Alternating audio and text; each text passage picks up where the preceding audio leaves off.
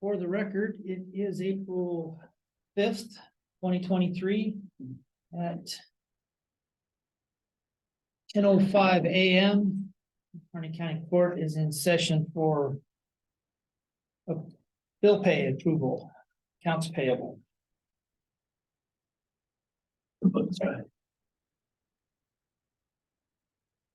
Oh, last month, the co-pilot charge that you saw, you remember the data pilot, I think it was called. And you were wondering about What it was. well, it was for community corrections. And I think you're just thinking corrections, but what it is it's a software that they use for their monitors, their ankle monitors. Thank you. So that's what that software Appreciate was. that. Okay, thank you. No guarantee that I'll remember.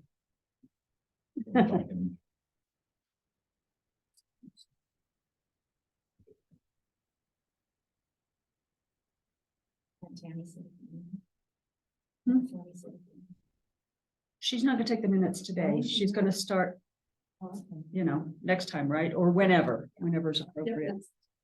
Okay. What's this one? No, we're gonna make Tammy sit out there. Yeah. Just to show, just to wield power here. Thank you though, Terry. Okay, I'm just looking out for it. Yeah. Yeah. Well, you've got a hard act to follow. I know. You did them very good. Oh, man, I just, really, and I am the one who always is very nitnoid about the minutes, so it's nothing personal. She does outstanding, and I always find a little tiny thing just because in my other lives, I did have to proofread stuff all the time. Doesn't mean I catch it all though, even when you think you have. About doing board minutes. I did it school for 30 years and I'm like, oh my God, I heard this stuff like 10 years ago. And we're at it again, the same thing, 10 years later. Pull out those little minutes then. Well, it's really good because the amount of information in the minutes now is helpful when you go like, what happened 5 years ago? You can really, it says enough where you can really understand what happened. So it's Where they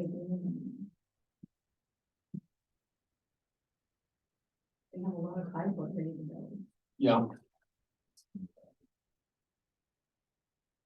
I think she said that she had found one.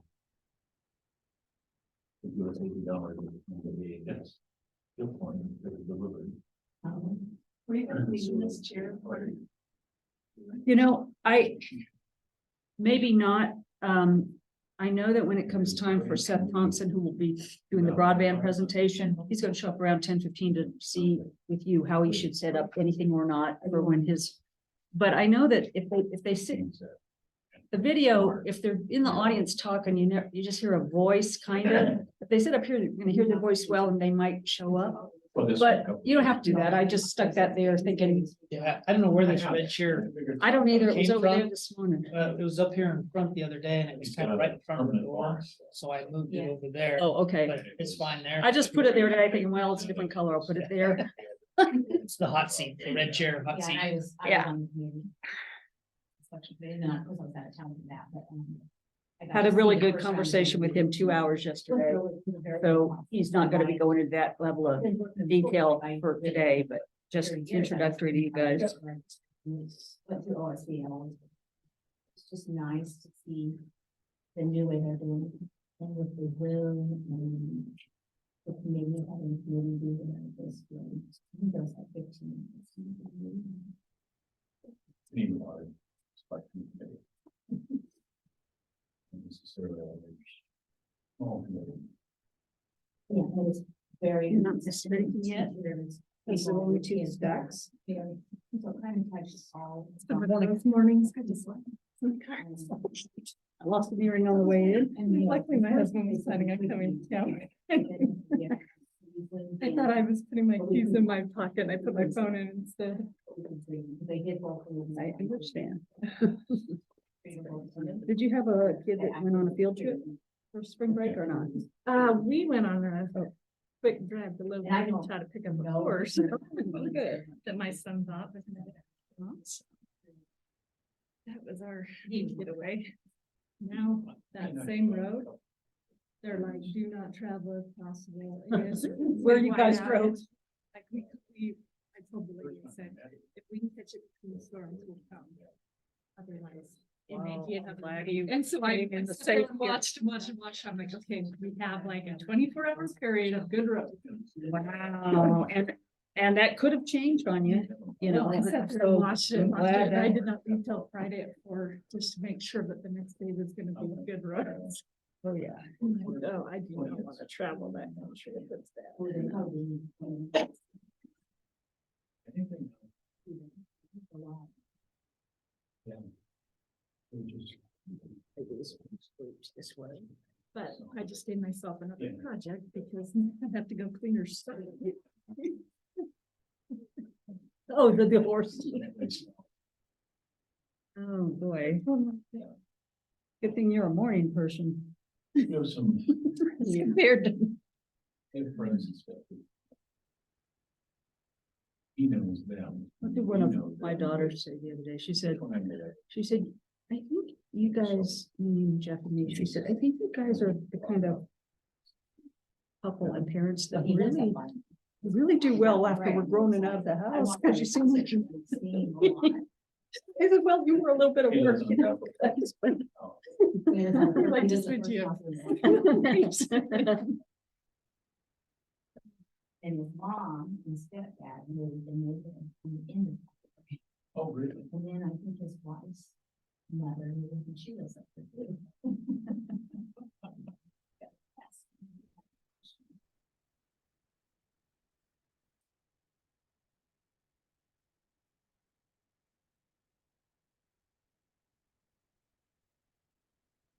Oh.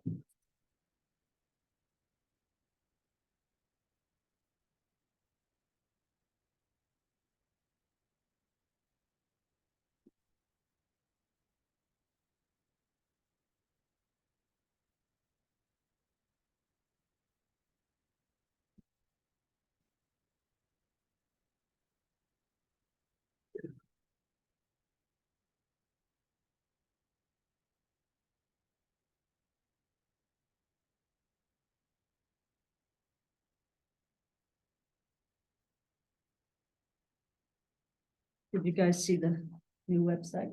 Well, Did you have a chance to pick around, around? I just did it on my phone, so I didn't look too much.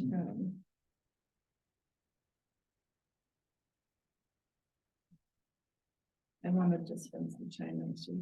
Yeah. Your committees and everything, make sure everything that's the version. Just Yeah. right. Right. There you go.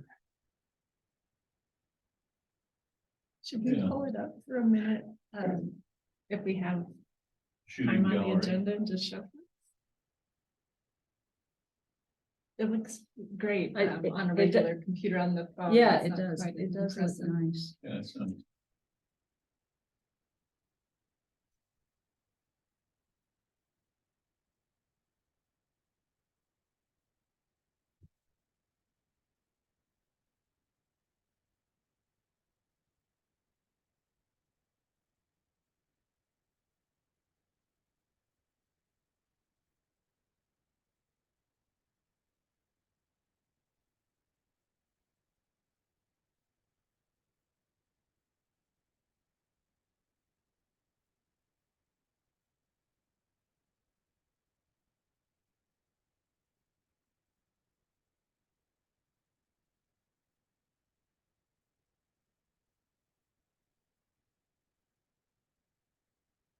No, last time.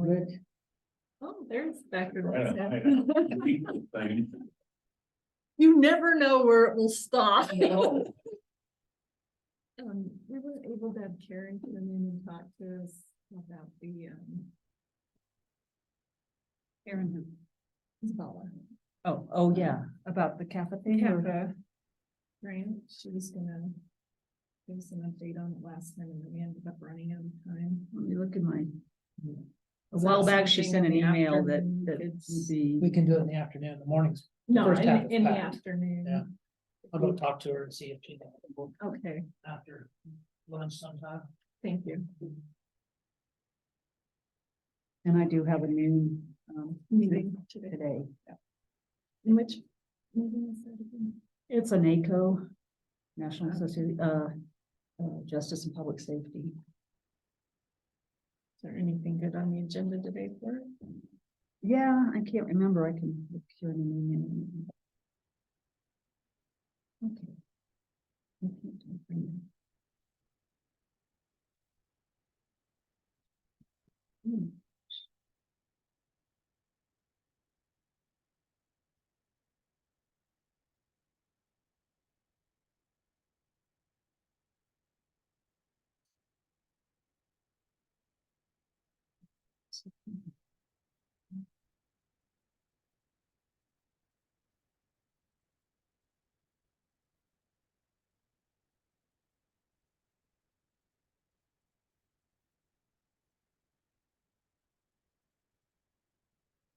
Christine, did you want a copy of, a printed out copy of the agenda?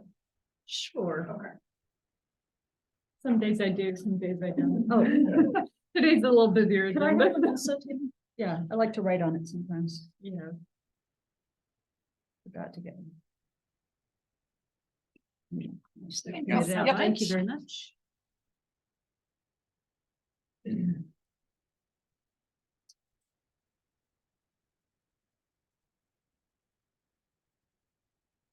So Rick, what's been going on in your world?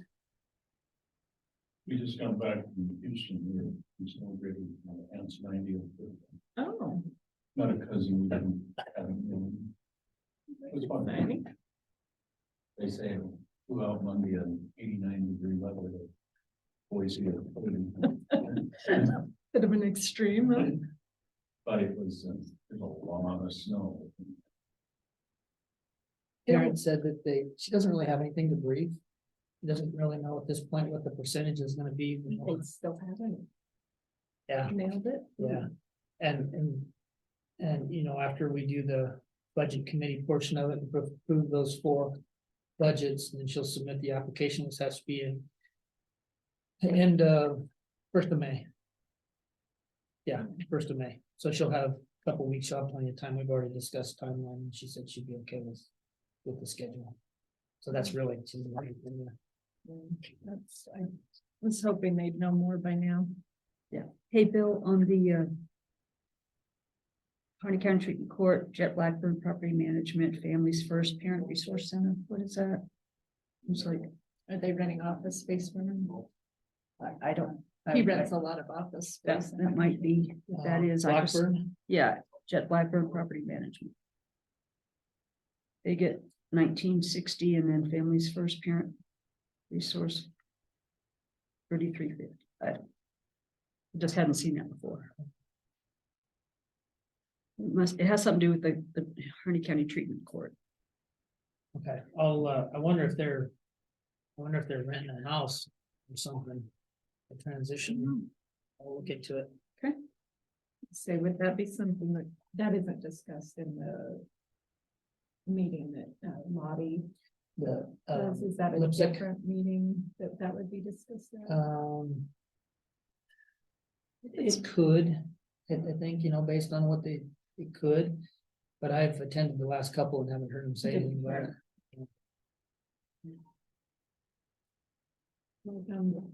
Are they getting down so much in their field that they're. Was there some mistakes made, or are they just cleaning up some stuff? I mean, it seems like taking from stationery, putting in internet. Yeah, At there's this a, point in the year, are they getting that close? hey, Gary. Tammy, isn't it one of those transfers? Does it have a transfer for home health? Or I mean, hospice? Yeah, Is home that- health hospice, We're yeah. putting a little more in their fund or something. If I want to send someone the link, Oh, for the, Yeah, the resolution. Yeah. Is that to help them save question. in the beer. Probably. To be honest with you, Pushing the service and less increase. that's BLM and Jersey disposal on that one. They hadn't talked to me about it. I know, I just, when I start seeing that, I wonder, getting. Or if it was just home health versus. Hospice, but they're just taking it from stationary to put it into telephone. Yeah, which, I mean, we haven't visited with them in a while, I don't know if maybe.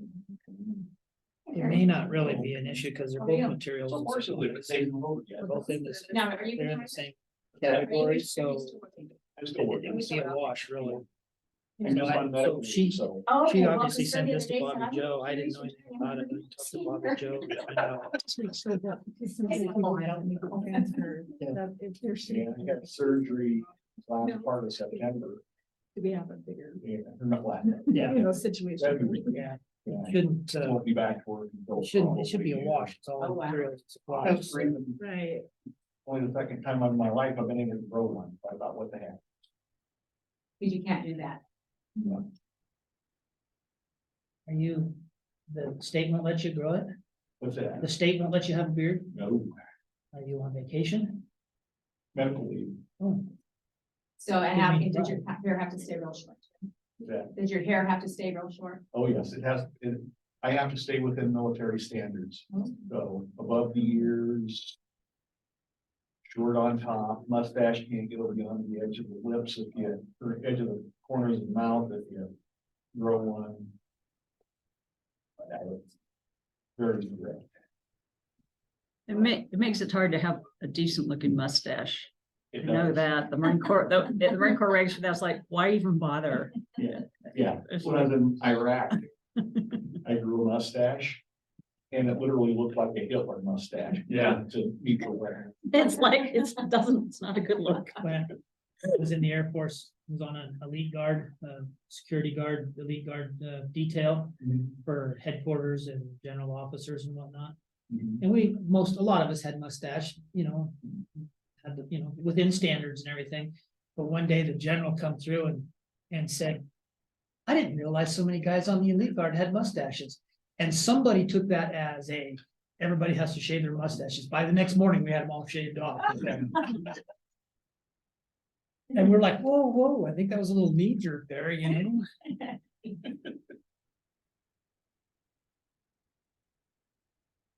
Yeah, Army officers aren't allowed to grow them at all. At least the outfit I was in, unless you had you had to do some special, I call it hazing, to be able to grow.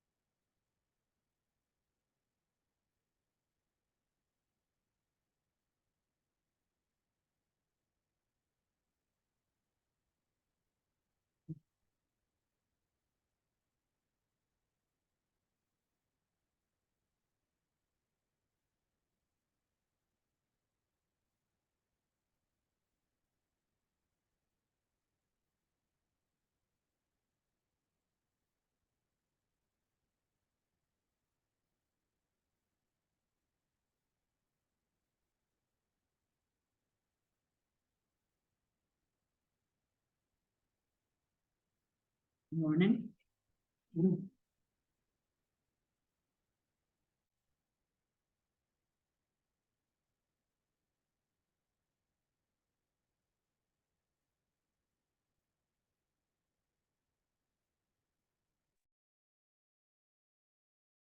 Thanks, Susan. Hi, how are you? I'm fine, how are you? Good.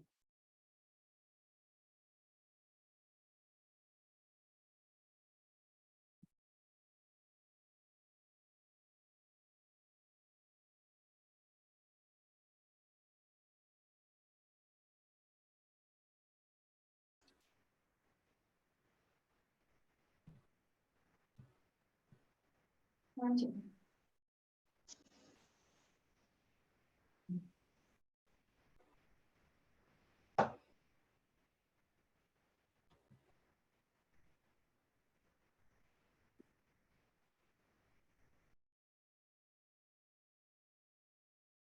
good, Mercy's on.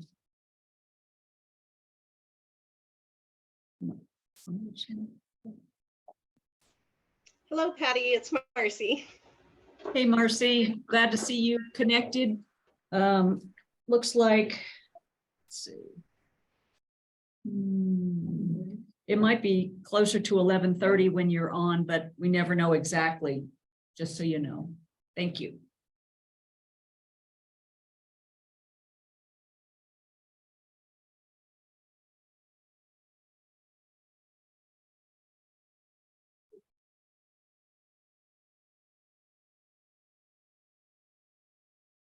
It's like you guys are on at 1:15 today. Yeah, Or did that change? know that, we're. Okay, yeah, You wanted it. yeah, that'd be awesome. That's at like 10:45. So. good. Nice to see your smiling faces. Just get a hold of you about some chair.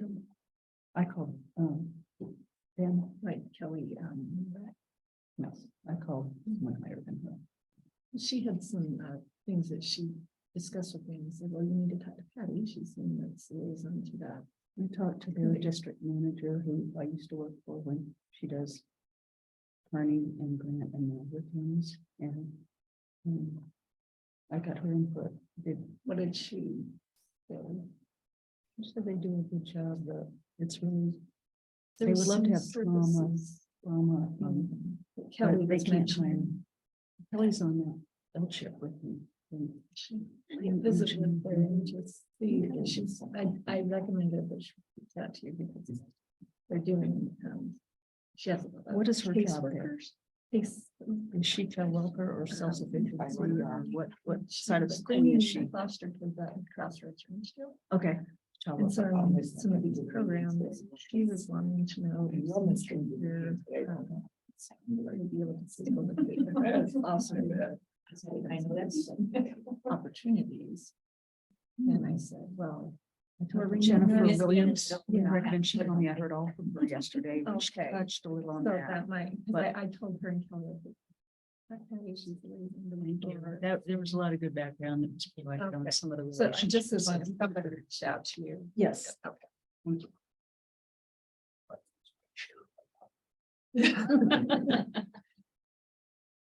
Good morning, Seth. So Seth Thompson is gonna, when he's up, he's from Oregon Broadband Office. How did you want to hook up your presentation at that time? Jeremy? Should we get Jeremy to see what you need? Yeah, that'd be great. I introduced him yesterday. We might be just as easy to put a flash drive. Yeah. Yeah.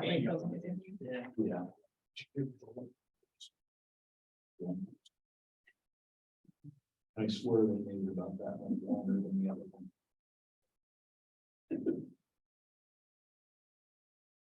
You kind of feels that way at first. I've been running marathons for a while. I get around. We'll probably have to disconnect yours. You run it off his laptop altogether, but Well- it won't be on that Zoom. Zoom will be on, but it just won't be displayed. But your guys will be displayed. Good thing. When the recording is all said and done for the public, will they be able to see the slides and stuff? Or no? I'm saying if we do it through If my. you run it through yours, they would, yeah. Yeah. And you show your screen. Yeah.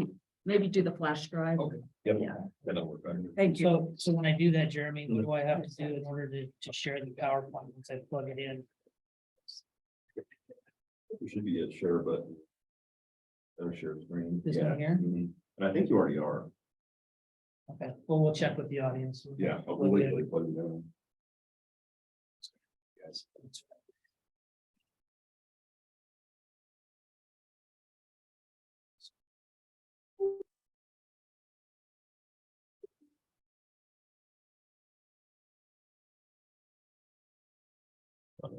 Oh, not now, or no.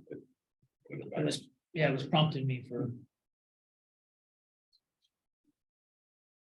PowerPoint, well, I'll just go to the file. Yeah, about four.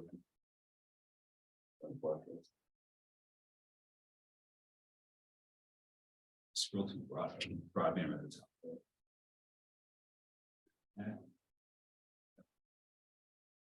Yeah, awesome, thank you. You want me to up right now? No, No, you're gonna be at more like 11:15. You get to hear all kinds of. well, we were gonna use it maybe for like himself, who was presenting, because if they're talking from over there, you can't see them, you can't.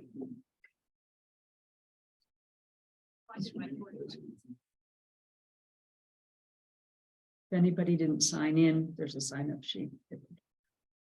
We've kind of gotten out of that habit. I think we're all ready for that.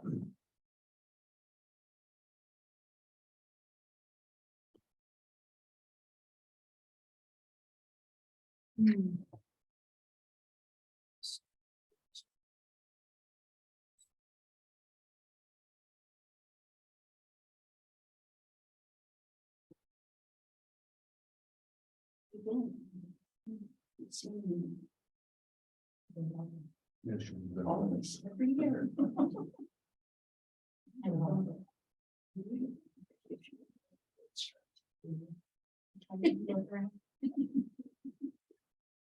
We just need another year to advance, but we're going to work my on my last. All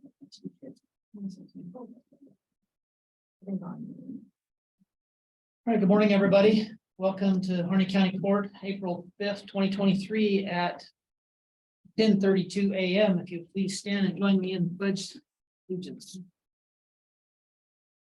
I pledge allegiance to the flag of the United States of America and to the republic which stands one nation under God, indivisible, with liberty and justice for all.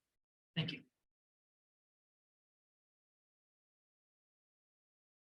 All right, we have a pretty full agenda this morning. We're going to try and buzz through this pretty quick. First topic is voucher approval, which we took care of already. Agenda approval. Did you have anything to I add or don't- change?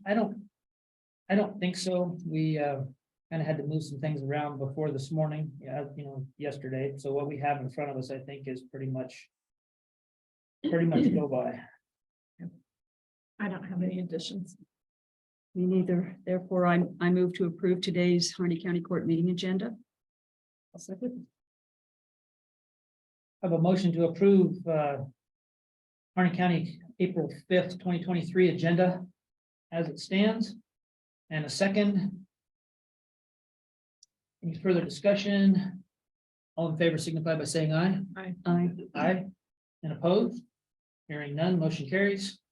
Next item is minutes approval from the March 15th. March 15th county court session. I move to approve the Harney County Court meeting minutes of March 15th, 2023.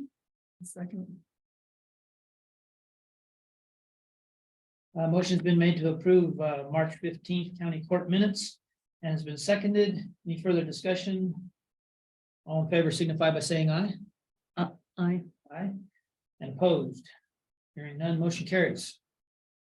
And we have nothing under old business, so move right into new business. Opportunity for public comment. Nope. We need to add that back in there. It is Is it on there? It is on there. I Number always four. go past it. When have I read them out? I always read right over the past that. Over the top of it. Okay, opportunity for public comment. Anybody would like to address the court? And state your name, please. My name is Barbara Kennedy, and I'd just like to state obvious statement that we as Americans have been losing our rights incrementally, and I think this continues, and it usually starts with good intentions.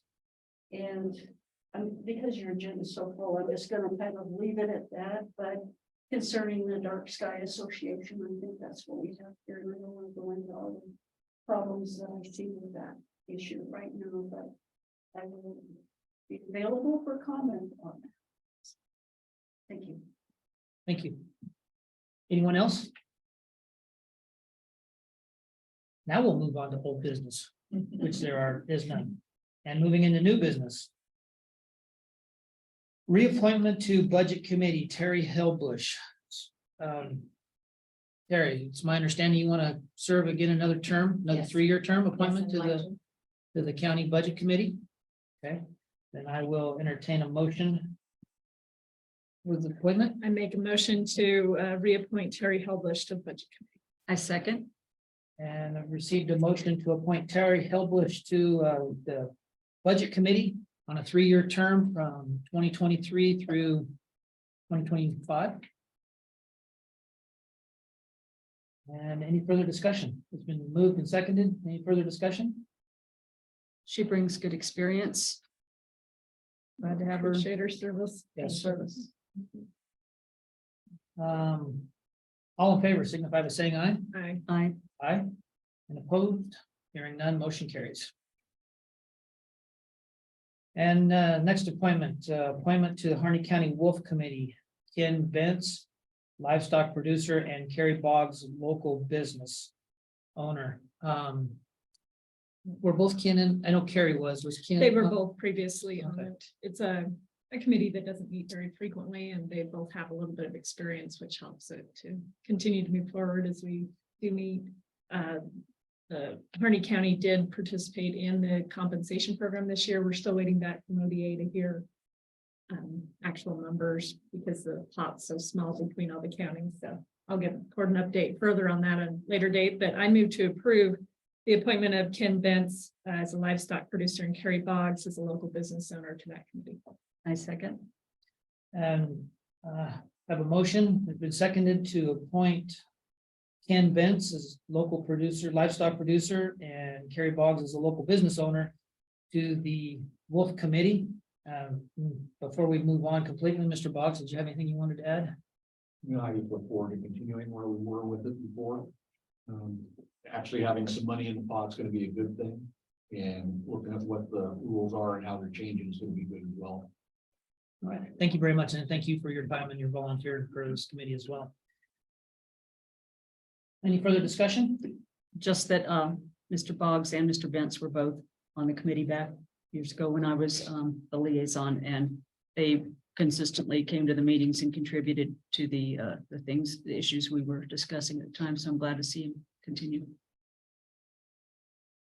And anything further? All in favor signify by saying aye. Aye. Aye. And opposed? Hearing none, motion carries.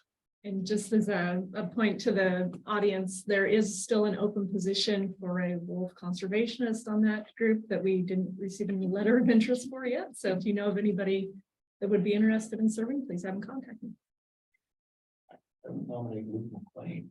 Not. You just get me a letter, Luke.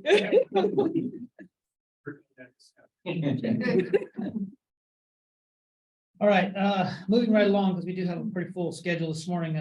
10:45 is scheduled for cemetery care, and they're here. Are you ready to go ahead? We're ready. Well, yeah, well, just real quickly, our contract with the county is going to be, or need to be re-upped June 30 or July 1 to start. And we have some information in the contract. We're supposed to report back to the county court, and that's what we're doing today. And Emily's going to give you guys some updates on some of the quality assurance things we're doing. I do have a packet, and you're not going to have to read this all today. So, but containing audits and things like that that are in the contract that we're supposed to provide. Thank you.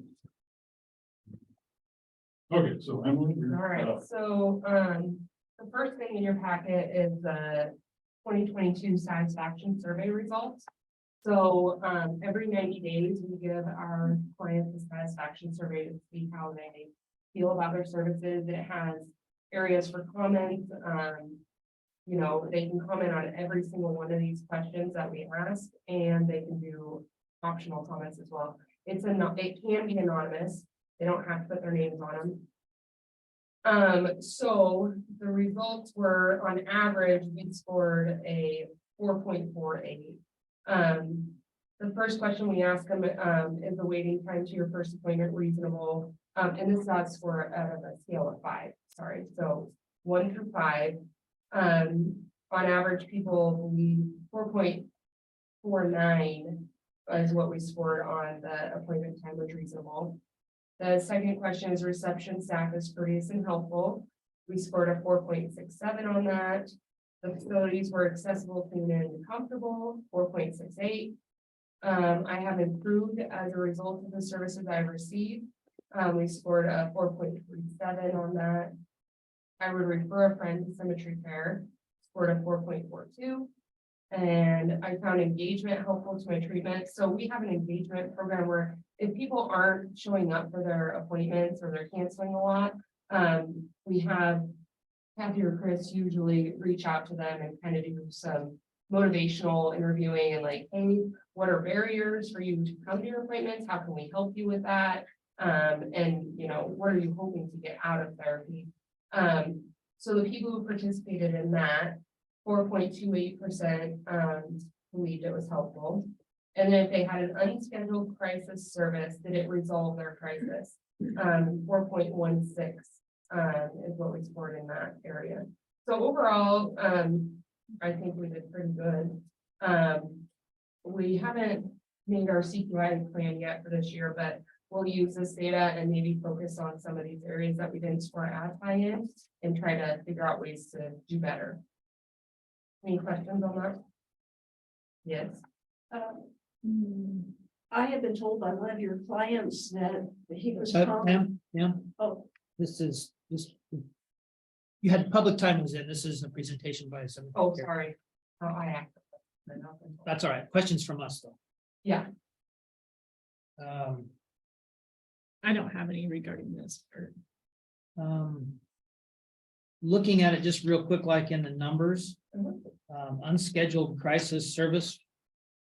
Resolved crisis was your lowest rating. Yep. What did that consist of? What would you consider in that category? So anybody who like called and it said that they were in crisis, or if we were called to the hospital for a crisis, anything that wasn't scheduled, so basically all unplanned, yeah. Which crises usually are.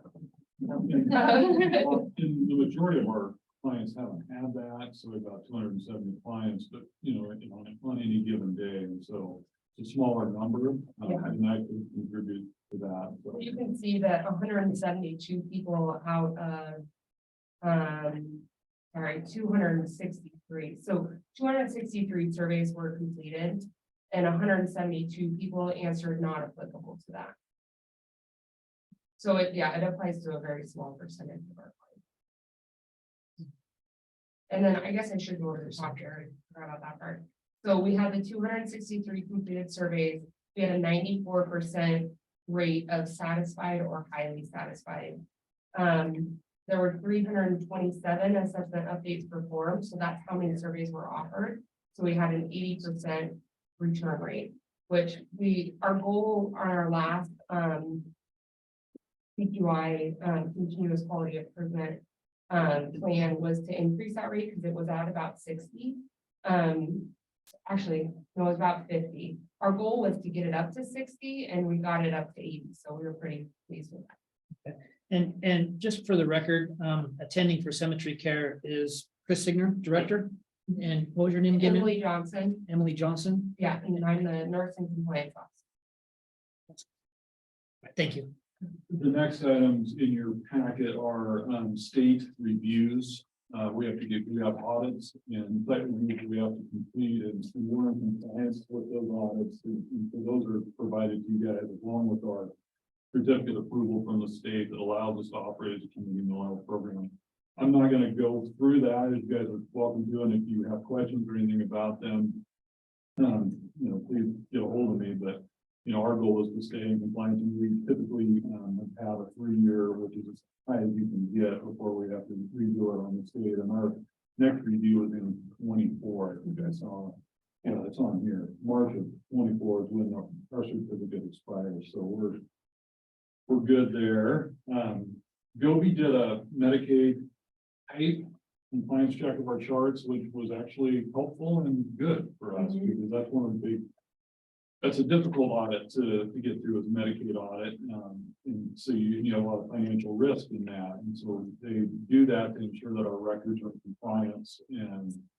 And so they definitely had some feedback for us, but overall it was good and positive, and we felt like it was a good review of our records. And showed what we're doing. So those are the items, the next 2 items on your list. And then Emily has more information. And I'm going off of the contract where it talks about summary reports of client functioning and admission and discharge. Satisfaction surveys has some of that information, but she's got a little bit more detailed information.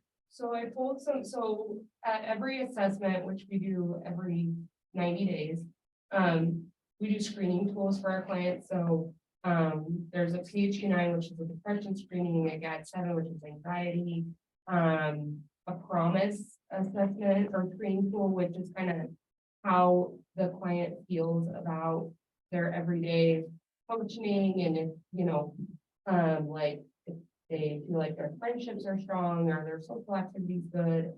So it kind of points towards more resilience.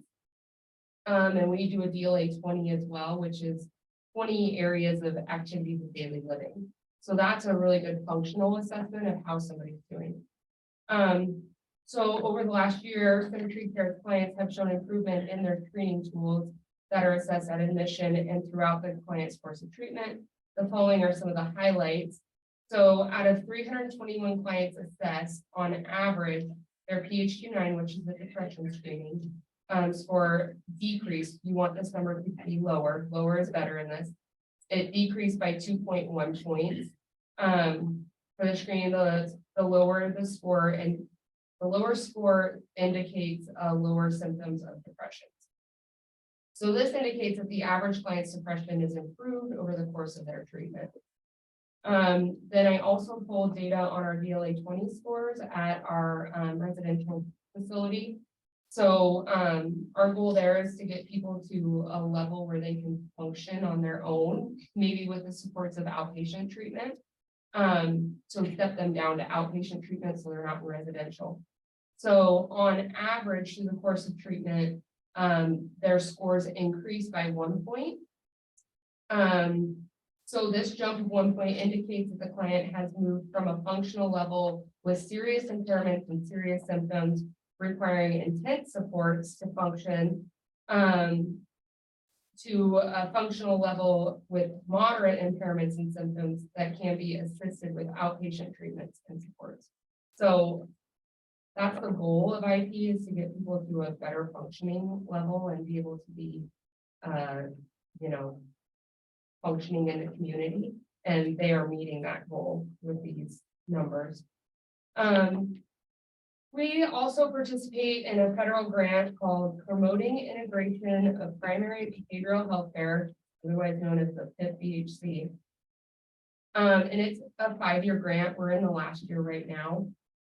So every 3 months, I get our clients who are on psychotropic medications, best practice says that they should have labs drawn every 3 to 6 months to assess for metabolic syndrome, which is like hypertension and obesity, because those medications can cause those things.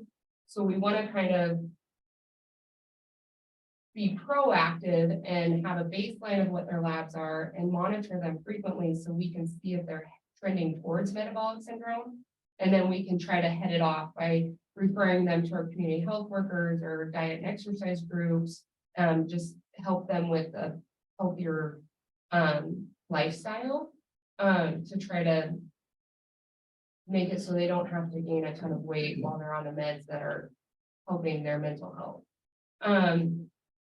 So every year the state pays a outside research company to compile all the data. So I gather all the data. It's like a 30-page interview that I have to do with them. I send it to the outside researchers. They compile all that data, and then they put together a report that says how we did over the last year.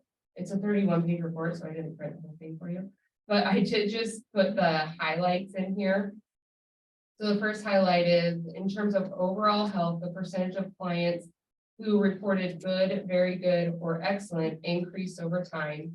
Similarly, when looking at individual functioning items, the average of all 18 clients functioning generally improved over time and was above the acceptable levels that the federal people established for each time point. And then clients experience an increase in mental health, and mental well-being, quality of life, and social connectedness incrementally over time for all items. No client reported significant psychological distress after the 12-month follow-up. Additionally, the average of all 5 social connectedness items and individual items were above the acceptable levels. And then the last highlight was that clients' perception of care was high at the 30-month follow-up. 100% of clients reported a positive outcome and perception of care at 18-month follow-up.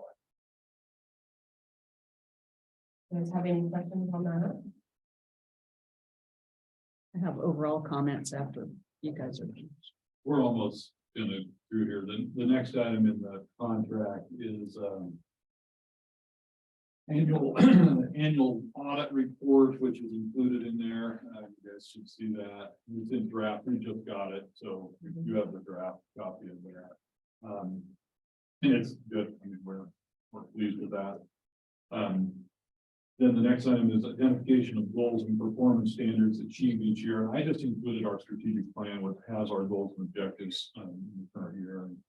And Patty's probably more familiar. I've seen this a couple times, but in there, in the strategic plan, some of the things, and you'll see things like our coffee shop or project, focus a little bit more on marketing, and you'll probably see Synchrony Care being a bigger presence to our marketing efforts on the radio or in the community, doing more community activities.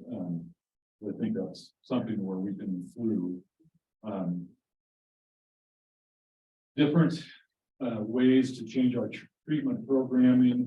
We have some housing that's attached to our burn 110 project. We have 4 apartments that are near completion. 3 of them are near completion, I should say. And we're gonna have people moving in here shortly. Those new construction? No, it's remodel. Just a lot more focus on our wellness. Really have had a lot of success in the last year with the wellness program, which we have a couple people in them, and unfortunately, one of them is leaving to become a nurse, which is great for them and not for us. But I mean, it's like the physical health piece. They do one-on-one nutrition counseling, they do fitness, taking them to scheduled fitness workouts at used to be the Women's Curve gym and that. And so these are things that really are benefiting people. So that's really been a huge improvement, I think, in our service package to add that. We changed our enrollment process, and I think that overall is working well. I mean, the flow, basically this was to get people in treatment in a timely manner and get them engaged. And so that we've been very successful, but it's hard for us because people are coming in consistently. We have new referrals and enrollments. I think last quarter we had 84 new enrollments. And I was looking at the last quarter of 21 and we only had 36.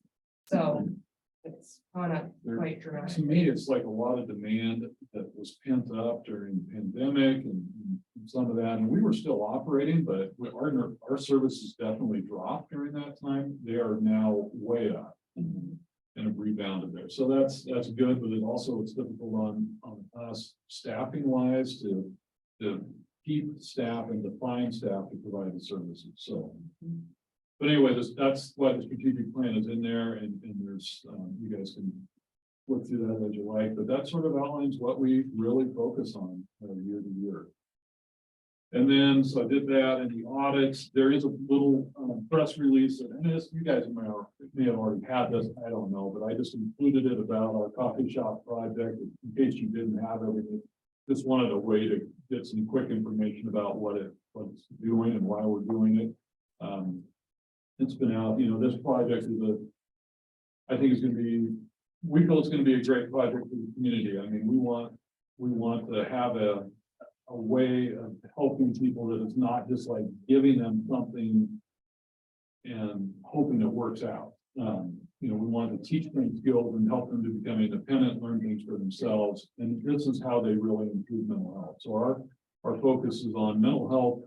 When you don't allow people to achieve these things or have any sort of self-esteem, it's really difficult for them to have good mental health. And so this is a way that they can learn skills and participate in something and feel good about themselves, and also help the community and give something back eventually. And I think that's really important in what we're trying to do there. So hopefully we can get some permits here shortly, and then the construction should be rolling here. And I would like to see it really going in the next 30 days. So Construction really going, or? the construction really going, yeah. Yeah, on there, we did hire the manager and the assistant manager, and so that's been done, and they're employed and going. And then the last item is the contract calls for a copy of our insurance. I may have already provided this last year, I don't know, but you got a copy of our insurance that can applies with the contractual requirements there. I think that's it. So, you know, the contract, I think it's in good shape. I looked through it and I was like, is there anything that seems really out of line, or, you know, that where there's something odd that's not being done? And I think it's still good. And I think you guys, the county side of this, it's prior to June 30, should have your legal counsel look at it and make sure that it's appropriate for what the county wants. And we do the same on our side. You beat me to it. I was just gonna say, in preparation for that process, I'll make sure that the county council has reviewed it beforehand. And then related to that, so I'm pleased to be the county court person that's on ex officio on the cemetery care board. I've just gone to 2 meetings so far, but they're very professional. I've reached out in preparation for any possible changes to the contract to a lot of our county partners that work with your clients and what the needs are. And I've got some really positive comments from DHS, and that, you know, the full-time wraparound services coordinators, great. Jason Sanchez to be commended for doing outstanding work. Family treatment court is a phenomenal thing. And following up with someone on behavioral rehabilitative services placements for youth. At this time, at least what I got from them was that assessments and referrals are, you know, they have to be assessed and referred before they go to one of those placements, and that the child or youth has to be in legal DHS custody for that to be a person you can do that for. But I was told that this legislative session may change. Doesn't mean there's more slots available at these facilities, but anyway, that's what I heard. And that it would be great to get services for the trauma services for the DHS population, but we realized that due to our remote location, that's really hard for you to consistently have that on staff. Is that correct? Or consulting? No, we do. I don't, are they talking about just the kids or the family, the both? I don't know. I was talking to Chris Phillips about that. So anyway, that was some feedback there. And then some of the other feedback I'm getting is, and what I'm going to lead up to is, I think we ought to have a work session between now and the final draft of the any possible revisions. So let's kind of, but our recidivism, you know, is way up on criminal things that relate to people with alcohol, drug, mental health, and behavioral things. And so we want to think about services to the inmates beyond the crisis services, which are going very well, that are in the contract, and just see if that particular portion after a work session, if we may want to add some services. Our law enforcement is here, you know, they're very appreciative of the services, and we want to find something that will work better for our community.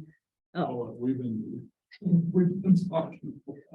No, they're in a different spot. Yeah, well, they have a lot of, I know that in particular the jail commander, you know, I talk with, and we think we can all come together and figure something different. And then,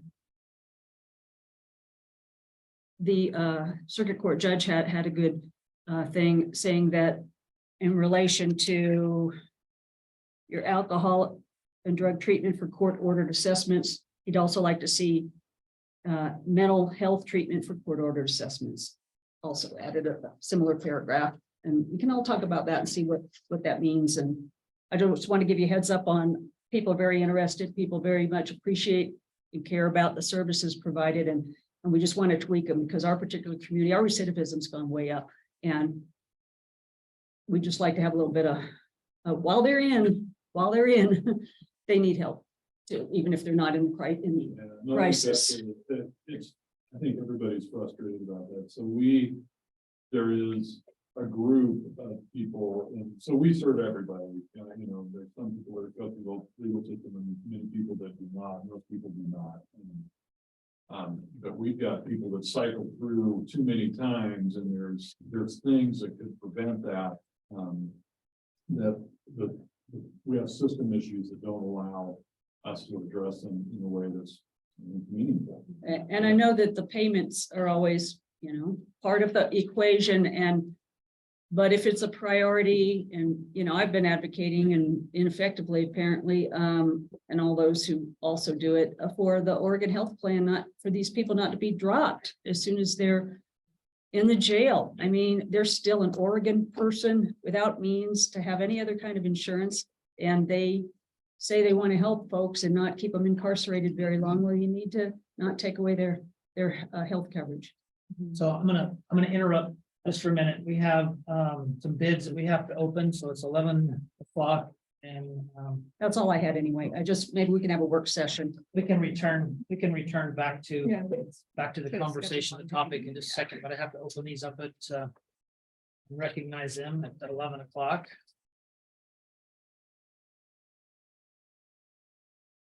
So these are bids for asphalt quotes. Did you reach out to the same companies that you typically have? Or Yep, there's three. And we One's have- changed its name in the last couple of years, but it's and it was advertised through the, Daily Journal of Commerce statewide.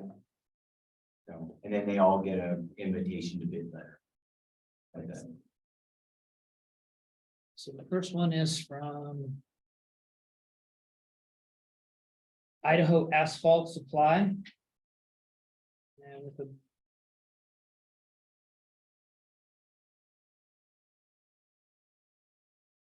with the bid of, just have to acknowledge. we the bid usually amount. open them and hand them to Eric, and then he reads through them. Yeah, and again, you don't have to go into the details. If there's a ton price with the delivery, then that's fine. You don't have to do the distributor part of it. I'll look over that stuff. So, So the Idaho Asphalt, Ergon Asphalt and Emissions, Inc. Is that, they changed their name? Is that what you were saying? Aragon has changed. It used to be Coke Asphalt, Sem Chemicals, Western Asphalt. And then it went to this, so. So the bid sheet says Ergon Asphalt and Emulsions Incorporated with a bid of $727 a ton. Okay.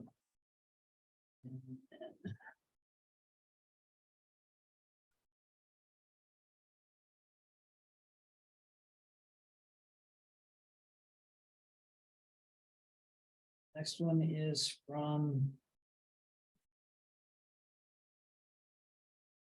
Albina Asphalt.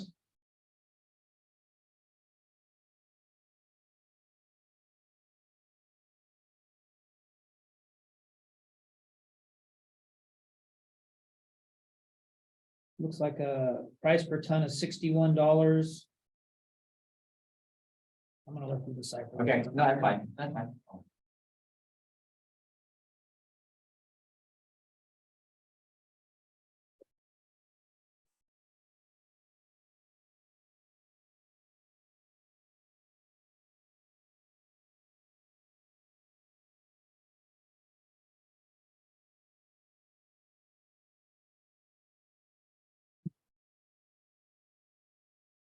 And from Idaho Asphalt.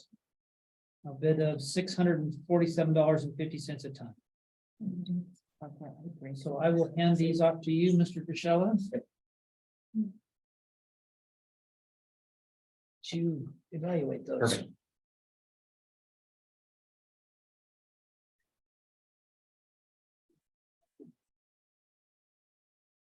All right, and then we can move back into the schedule. Mr. Signer, did you guys have anything else? That was it. And yeah, we're happy to participate if you guys want to set up a work session or whatever, that's. I had asked Lieutenant Worley in case she had time to come to county court, in case she just wanted to hear their report and then my comments. And even though we don't have time to really go into it right now, I would assume you guys would like to be part of the work session. Is that correct? Anything else briefly you need to say or want to say? Thank you very much. You can stay. Just appreciate it. Thank you.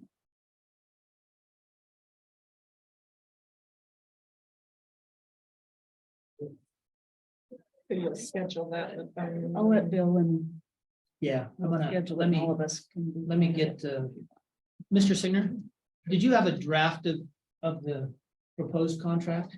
Or No, The I same think- as last year. are we just gonna start from there? And I kind of think it came from the county side, so yeah, I can think your county council may have that. I thought I sent it to Well, you. I yeah. sent it to you I got three. that. That's Well, I what he sent said. you a He copy. gave me the I gave current you a one copy, but I- and I sent it to you. Personally, Just as far as our starting point goes, are we gonna use the existing contract as our starting point and make recommendations to it as we move That's on? what I then? would think. yeah. Okay. It's a pretty good contract. I think I would it's recommend doing that. Totally. All right. It's a way to do So, it. so once I get it, if it's already been reviewed by county council, I'll just let them know that we're entering into the negotiation, so to speak, or preparation for it. And see if they have anything that we should address. And they should have a draft of, I think it came from them anyway. Probably. Well, and anything that would come from the work session that would be an addition in the contract, we could send that to you. But I'll schedule with you after the county council.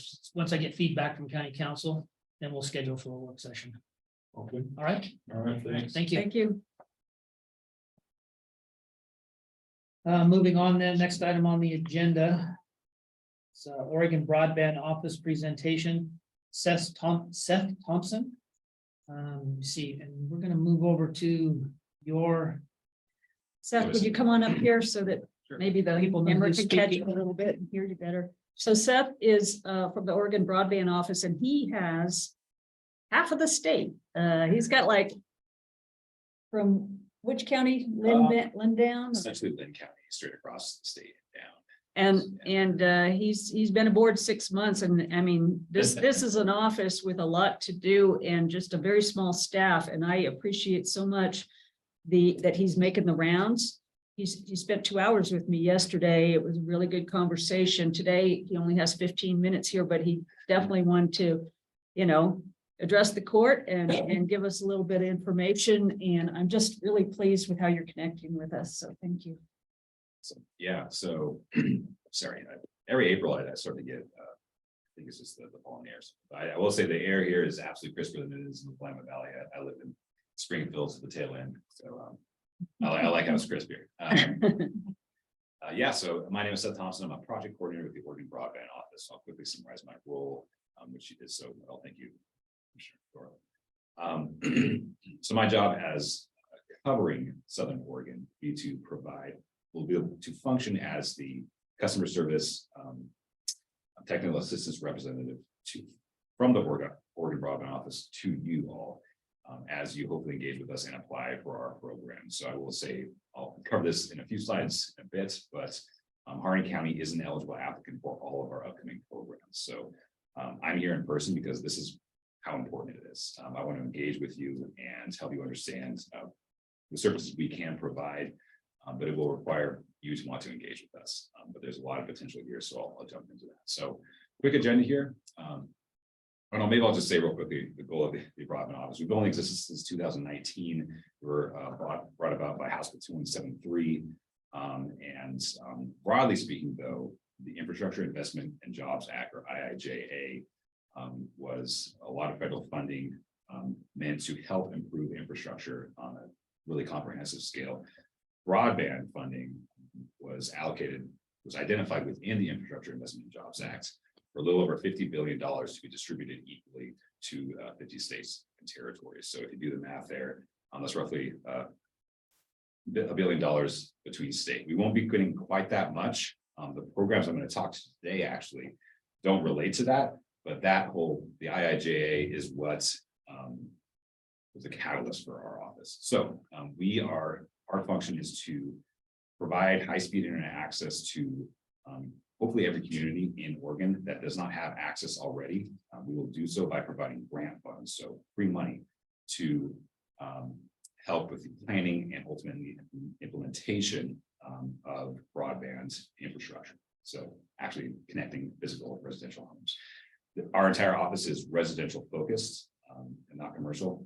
That may be coming later, but that's been a common question. So we're actively trying to connect homes. So quick agenda today, upcoming programs and funding opportunities, upcoming engagement opportunities. So ways to get involved with our office and want to learn more. Just put that there to say I'll be providing resource links to follow along, check our priorities page, and we'll be launching our programs. Next slide, please. When we're done, would it be possible for you to send this presentation to us? And Absolutely. we can add it to our packet for the day? Yeah, absolutely. And I'll provide some extra links as well. All right. Okay. So upcoming programs and funding opportunities. So the two programs I'll be talking about today, I know I just mentioned the IIJA. This is separate simply because these two programs are separate, simply because they're basically designed to help you the preface for those two big heavy hitters coming down. So as I mentioned, we're expected to probably get a little over $400 million for these two other programs, which I'll mention at the end, but these will help kind of lay the foundation. And they are funded by the state and currently the U.S. Treasury Department. So the Broadband Technical Assistance Program is designed to provide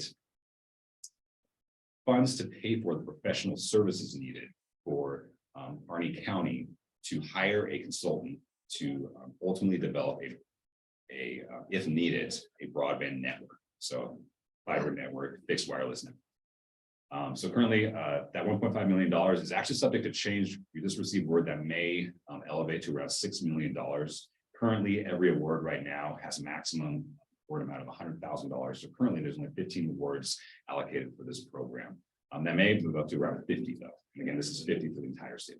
And a question that I did ask Seth and that he's going to let me know when they know for sure. But since Harney County is considering working with two other counties, Malheur and Wheeler, and if those applications can receive up to $100,000, do we need to all three apply separately to get that maximum amount that we are going to need? Or under the umbrella of GEODC, one applicant, he'll let me know because we don't want to do it wrong and you don't just want to be shut capped. yourself. So what I did share with Commissioner Barrow, which is absolutely great. You all are in talks with other counties to form what we would broadly call a coalition. That's great. We want that to happen. So it's much partnership.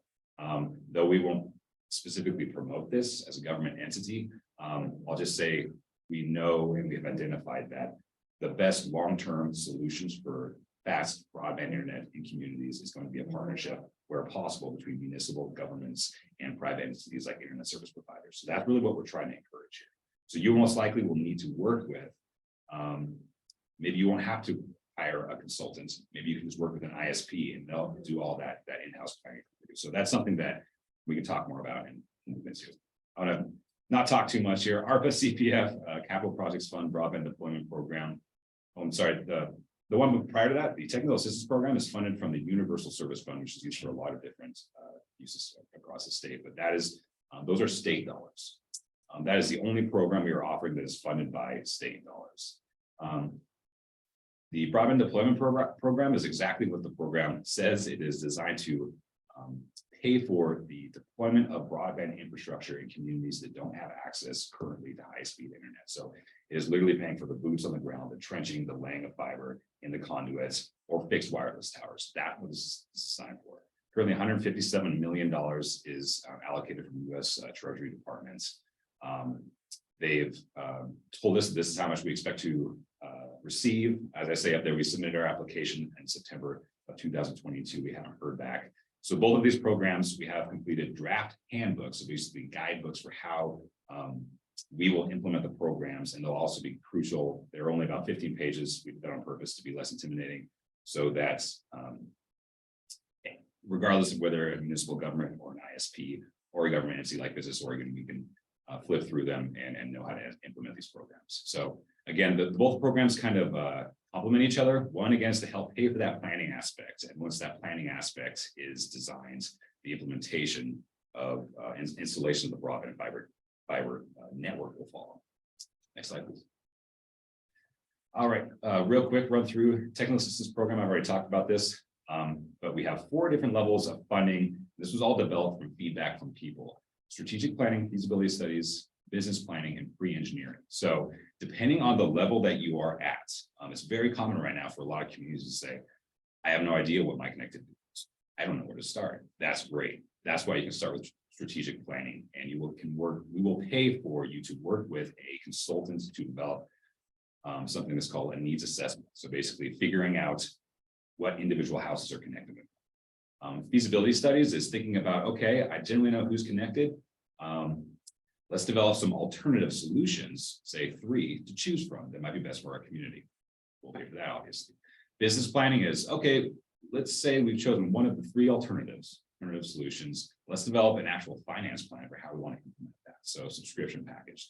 This is where an internet service provider will be key in your partnership, because they're likely going to be the ones providing the work. At least that's the goal. Re-engineering is, all right, we have the solution. We have the finance all figured out. Let's actually get down with, get to the drawing board, get to the blueprint, start actually designing how we want this network to look like. Again, you're going to need engineers involved in that process. Next slide, please. So I'm gonna interrupt just a moment here. Mr. Duchella, Roadmaster, do you have, it's just county government or business, we have to take care of the contracting here. I'm gonna interrupt you just a moment. Yes, I do have a recommendation for the county court. I recommend that we accept the bid from Albina Asphalt in the amount of $561 delivered to Crane and $569, or excuse me, backwards, $569 delivered to Crane, $561 delivered to Burns per ton. Is my recommendation. And that was Albina Asphalt. Yes, Albina Asphalt.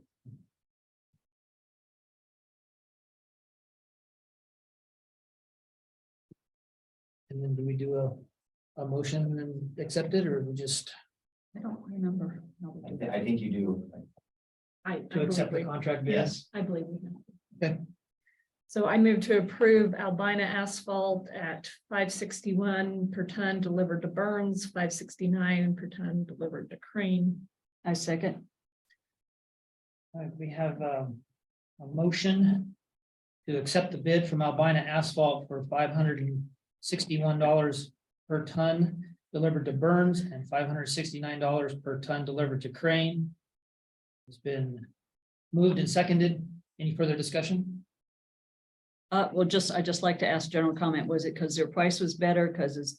Price is about- better, widespread in the price. I don't usually get, I was and shocked. yeah, you're looking at $100 a ton per Okay. company. So yeah, Thank this is probably prices from 2 years ago. So Albina was aggressive. Thank you. Anything further? All in favor, signify by saying aye. Aye. Aye. Opposed? Hearing none, motion passes. Now the work begins. Thank you, Mr. Duchel. Yep. All right, and I'm sorry, right in there. Oh, absolutely. Back to you again. Priorities, absolutely. Again, I'm here just really to just advertise. No decisions need to be made at this point. I'm really just trying to stir up interest and get the ball rolling. So hopefully we can continue conversations out. That's absolutely. All right, so I summarized basically this slide in the previous one, but the key takeaway here is we purposely designed, if you're just at the initial planning stage, that's great. That application is going to be very simple, straightforward, for good reason, simply because you won't have identified a lot of those variables yet. As you move further down to the pre-engineering stage, again, we're talking about planning a broadband fiber network or fixed wireless. It will get a little bit more complicated, and we'll be there to answer any questions along the way. Your primary expert, though, we don't have in-house pre-engineering expertise, will be the consultant. Next slide, please. How many consultants are you currently dealing with or finding out there for availability? So it's an interesting time because what's going on at the federal level and what's going on at the state level, there's literally hundreds and hundreds of millions of dollars at stake. And people are aware of that. And so overnight, people are hopping up and saying, I'm an expert, I'm a consultant. So as a government entity, we will not be recommending people to work with, but you can absolutely have a conversation with us about maybe who has that work in the past. And we're happy to forward on, say, portfolios or past work examples. Again, we won't be facilitating that process simply because for the government, we want to stay out. That's something we want you to have the freedom to do. But Well, because of people jumping up on the bandwagon and want to get a part of the pie, piece of the pie. Can you recommend credentials, certifications To look forward. to look for when making a decision? Well, we had for instance, we had a conversation yesterday and he didn't recommend anyone, but I mentioned some people that I've already been speaking with and asked if he knew of them, and he did, and he could relay what they know of the quality of their work. At least that, we had that Yeah. conversation. Yeah. There's absolutely. But he said, I'm making it clear, Yeah. I'm not here to recommend, but I am aware of them and whatnot. So. We have people on staff where we have done a lot of work with some of the people who will be probably volunteering and facilitating conversations with you to. How this process will work is you will most likely facilitate what's called a request for proposal, RFP, to say, hey, we're thinking about this project. We're going to utilize funds from the Oregon Broadband Office. Please give us proposals. For anything that requires, I guess, expertise, for example, pre-engineered drawings, that's absolutely going to have most likely a stamp from a certified engineer. So our applications still don't exist yet, simply because the programs are not finalized, but there will be, I'm sure, criteria. I was gonna say, so to potentially weed out those dark horses that come out of nowhere. In our RFP, we could specify certifications and criteria, couldn't we? Yeah, absolutely. Oh, and then in one moment, I want to get off topic, but for example, too, we just hired a consultant to basically facilitate that the big massive money, $400+ million coming down. And if you wanted, you could absolutely reference the RFP that we produced. In the RFP, we have an entire page that is criteria that we ask for, basically. And one of them, really common one, is give us, say, 3 top projects that were successful. Talk about times that you fell short. And you can absolutely provide for an entire list of all the credentials of those who will be working with. So yeah, there's a lot of flexibility there, and we'll absolutely assist with that process. Good resource, thank you. Quickly run through this. I know I'm going on here. Eligible applicants, again, very, very broad. We had to list them though, just to make sure that this is pretty much everybody in the kitchen sink for a good reason, as long as basically you are a stakeholder within your community. So with that, I mean, municipalities as defined by ORS, electric co-ops, so telephone companies, internet companies, nonprofit organizations like economic development districts, for example, municipal affiliates, and each of the 9 obviously federally recognized tribes. And that last bullet there, again, may be subject to change. Private for-profit providers are eligible if partnered with one of the above eligible applicants. Again, we originally had that in the program simply to ensure, that was our effort to ensure that as the long-term sustainable solution was created by requiring a municipal government to partner with an ISP. So what that means right there, without saying it, is ISPs were not eligible previously to apply for this on their own. That may change. So regardless, what that means is, if people ask questions, what that means is, for example, if I won't name any specific internet service providers, but if there was an internet service provider in Burns that wanted to do some work, you would still benefit, because whatever they're trying to pursue is absolutely going to increase connectivity for your community members, even if you're not involved. However, we encourage you to be.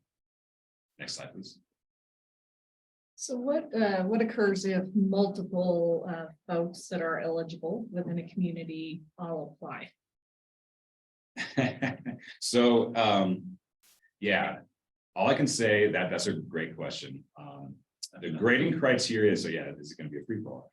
Potentially, we will. Well, or just how is your entity going to make decisions, if you do have multiple applicants within? We have very specific grading criteria, and coming up in the next slides, I talk about, it all comes down to connectivity, specifically what we call unserved or underserved locations. So we are prioritizing locations that currently have basically next to no internet. So you're able to hop on maybe Google, but you can't stream a YouTube video to save your life.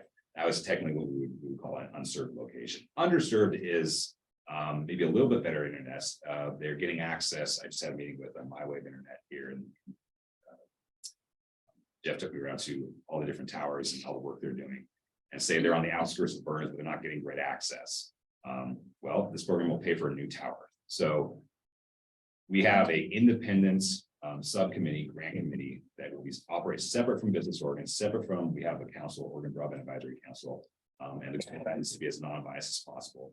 On that grant committee will be a few industry experts and other, again, non-biased entities. And what I've encouraged applicants to say is talk about your story, talk about how much work you've already done in your community.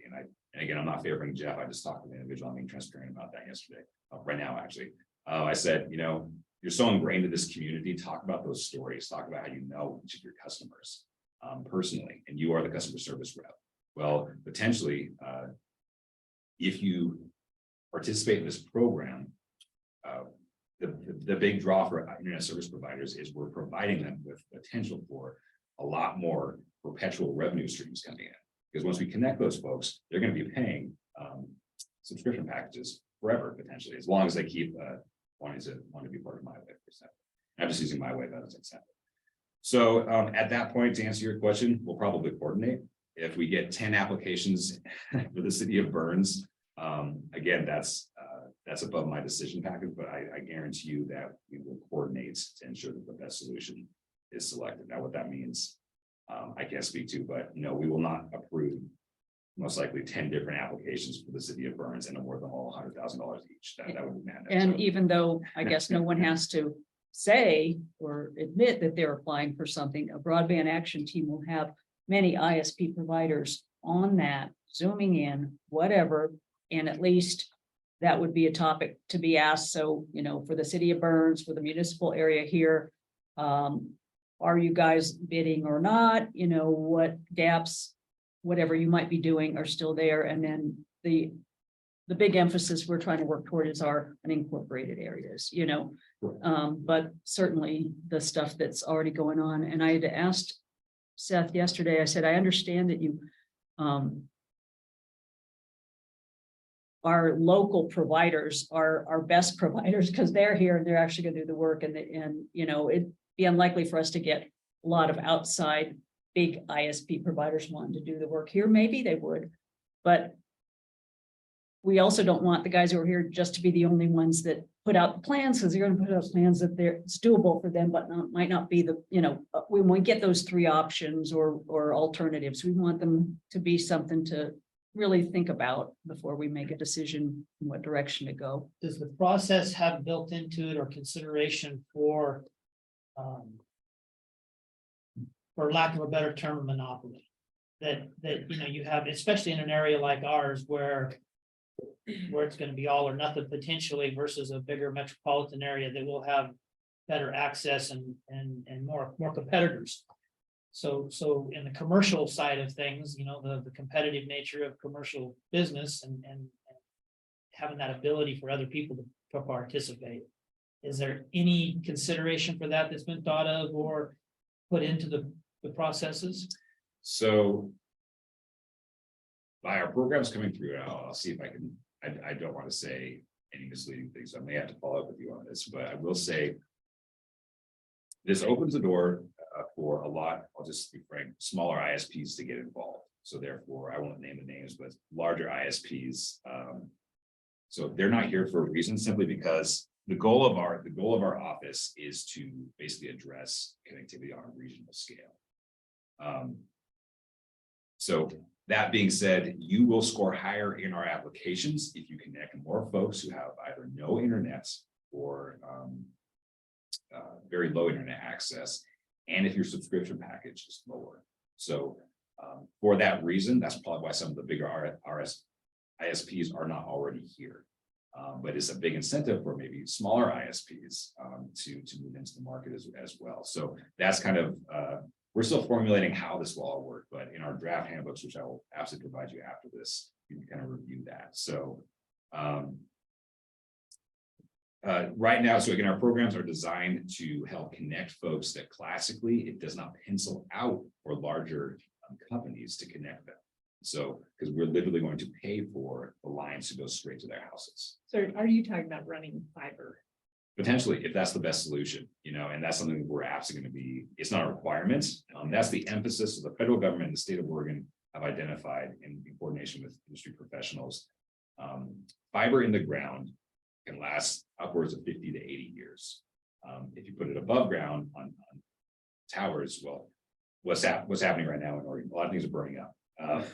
Each pole can cost up to $10,000, and it costs tens of thousands of dollars to run the line. So long-term solutions, what we're focusing on, again, all the rock here in Eastern Oregon and Southern Oregon, that's not likely the best solution. So fixed wireless may be the best. Just geographic distances. Yeah.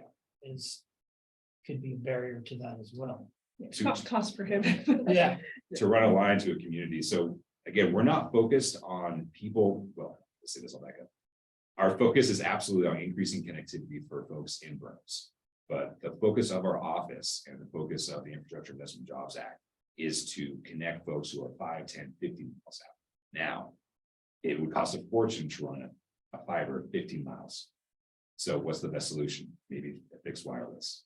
Now, fixed wireless has it can be absolutely a long-term solution, but again, it can't supply as much data. It's not as dependable.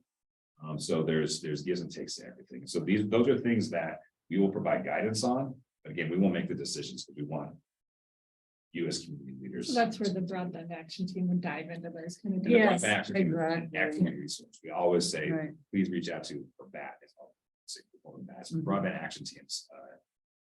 They're usually staffed by industry professionals, sometimes municipal affiliates, municipal governments. Get involved with them because they know reasonably what's going on. Get involved with them, especially if you're having questions about who to work with, because those people are absolutely tapped in more than we are. So I think I danced around your question, but again, we can keep this conversation going. We can, yeah, no, we don't need to now. I just kind of wanted to make sure that competitive commercial, process, whatever is alive. It will be competitive because maybe a bigger ISP won't want to provide a cheaper subscription package, but a smaller ISP may say, well, this is an opportunity for me to just get in the market. And so that's kind of what we're trying to go to. We're not favoring either side, but we have very specific criteria.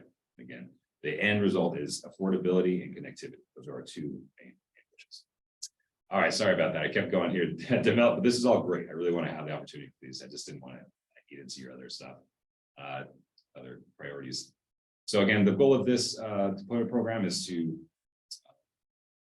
serve locations currently lacking high-speed internet. Move forward, please. Again, so kind of touched on this already, but the three main components of this program are eligible locations. A lot of people, I actually really don't even know what 100/20 means, other than it means 100 megabits per second upload, 20 megabits per second download. What does that mean? What does that actually mean for if you're streaming? I'm pretty sure you can stream Netflix with that. But It's the other way around, isn't it? That's the other way. It's 100. the other way around. Yeah. You're right. Excuse me. Getting flustered here. Eligible locations. Unserved is the priority for us. So basically any location capable of reliably providing anything under 10/1 is an unserved location. Speed requirements is the end result. We're hoping that after the installation, individual households will be able to receive 100/100 megabits per second, or 10/20 that can scale up to 100. That's kind of the base that we're hoping to achieve. Next slide, please. I'll run through this quickly too. Eligible applicants, pretty much a mirror of the Broadband Technical Assistance Program. Everyone is allowed to apply for this. Municipalities, all the way to ISPs. Partnership is not required. Eligible projects, again, 100/100 is the goal that we hope to achieve for anyone lacking 100/20, wired or wireless. So fixed wireless, those the fixed wireless towers you see are eligible. eligible under this. They're subject to specific requirements in the guidebook. And middle mile projects must be associated with the last mile. So if you're going to lay the groundwork for fiber, it needs to connect to an end. It needs to connect to birds. It needs to connect to another community. Next slide, please. All right, upcoming engagement opportunities. I'll quickly cover this. All right, so the $400+ million that I spoke about and I did not talk about in this, to use that money and stand up. That BEAD stands for Broadband Equity Access and Deployment Program. There's a whole assortment of programs within it, but the broad goal is to connect Oregonians to high-speed internet. To stand up these programs and administer them, we have to go through a pretty detailed process of producing planning documents, and then send them back to the federal government and say that this is evidence that we can responsibly administer these programs. We just hired a consultant. It's such a big job that we've hired a consultant to help us out with it. Part of that is putting together, we want these programs to be accessible and of high service to communities who will use them. So how we're going to do that is we're going to be conducting approximately 12 listening sessions and 5 focus groups throughout the state of Oregon, as many communities as want to host us. We'll be paying for these events, obviously. The food and beverages will be provided. We want you all to show up. We also want community members to show up. The goal of these listening sessions is to understand what it's like to live and grow up in a community that has low access to internet. So how has your life been impacted by it? And this is also an opportunity for people to air grievances. This is what you should not do, broadband office, to make sure that this is accessible to me. Let us know. We want that feedback. As I say, if there are participant input will inform these programs, please attend. And I'll end with this on the slide at least. Please let us know if your community wants to host a session. So just met with the city of Ontario yesterday. I was in Fruitland, Idaho as well yesterday, and asked about community venues, essentially. So if there's a venue, doesn't have to be in Birds, it can be in the surrounding community that people are aware of, that's popular, that people know from face value, or just they'll say, hey, I'm going to meet you at the community center. Let us know, give us the name of that. And if you're willing, we'll absolutely come and host it. Next slide, please.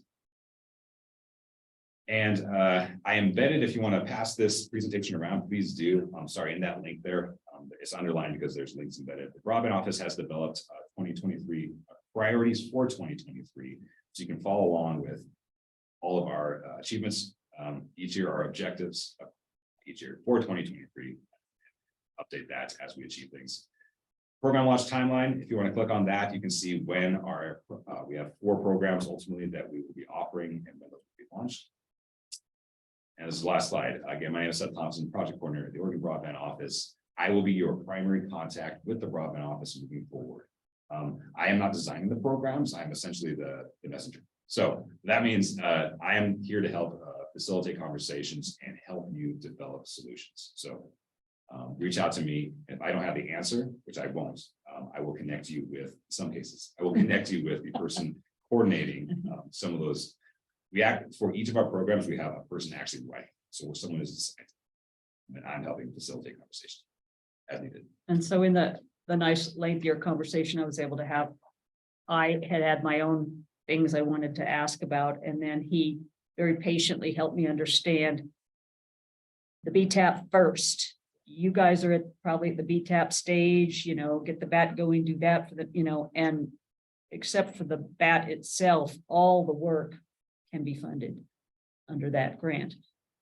And then what the BDP that he briefly, that's when you're actually putting it in, doing it. So that, I got a better sense of the timeline. This is going to be years, but at least, and then, more to come, but that was very helpful. I mean, by the end, I thought I understood. It will be months before we ultimately announce these programs, but I'm here because I want these conversations to start and encourage you to start conversations with internet service providers, reaching out to consultants. I'm happy to connect you with the local BAT here, which I also need to coordinate with. The what? Oh, sorry, broadband action team, excuse me. There is one already? Oh, I'm sorry. If you made it sound like maybe there Oh, no, not yet. You're I'm like, oh my gosh, I didn't even know we had a BAT. Well, if you want to put one together, I'm happy to help. No, I mean, we are in talks with Mal here in Wheeler. We haven't made that step yet. I have another Zoom meeting tomorrow with GEODC, and then I think we ought to have one with the 3 county courts, kind of a Zoom meeting where we talk, and look at an MOU and look at timelines and all that, but thank you. This was very good that you came through when you did. I'm sorry, I know I'm 10 minutes over time. I'm just trying to be respectful. Do you of the programs that you referenced here and any of the federal ones, do they have a specific funding date? Like if you haven't achieved it by 2026 or Yeah, whatever, that this money will no longer be The available. clock is ticking for B that I was talking about. That's the big cash cow. I'll just say that. We have, I believe, 7+ months to get our initial documents into them, which is really why we need to start listing sessions now. So the next month, you'll be hearing from us with invitations. You'll So be, on the state's end, you have 7 months. to yes, have we that. absolutely have deadlines that we have to get But- these. And BTAP is, that's Broadband Technical Assistance Program. That might be coming open for application in 5 or 6 months, you say, or something like that? Correct. Okay, B, so those big programs that we're conducting the listening sessions for, they probably won't be accessible till 2024, late 2024, simply because that's how long it's going to take. The 2 programs I talked about will be accessible for application by Harney County this year, most likely. Yeah. Good. Thank you so much for your time. I really appreciate Yes, it. thank you. Really Thank you. appreciate you coming. Yeah, great. Thank you for the credit. Yeah, I wrote down here. But I'm happy to write down. And looks like we're almost on time, because I have to recess at noon. Okay. Next item on the agenda, Harney County Local Community Health Partnership update from Marcy McMurphy. Are you on there, Marcy? Yes, she is. I am. Thank you so much. Yeah. Thank you, Yes, commissioners and Judge. I'm not hearing you. Can you hear me now?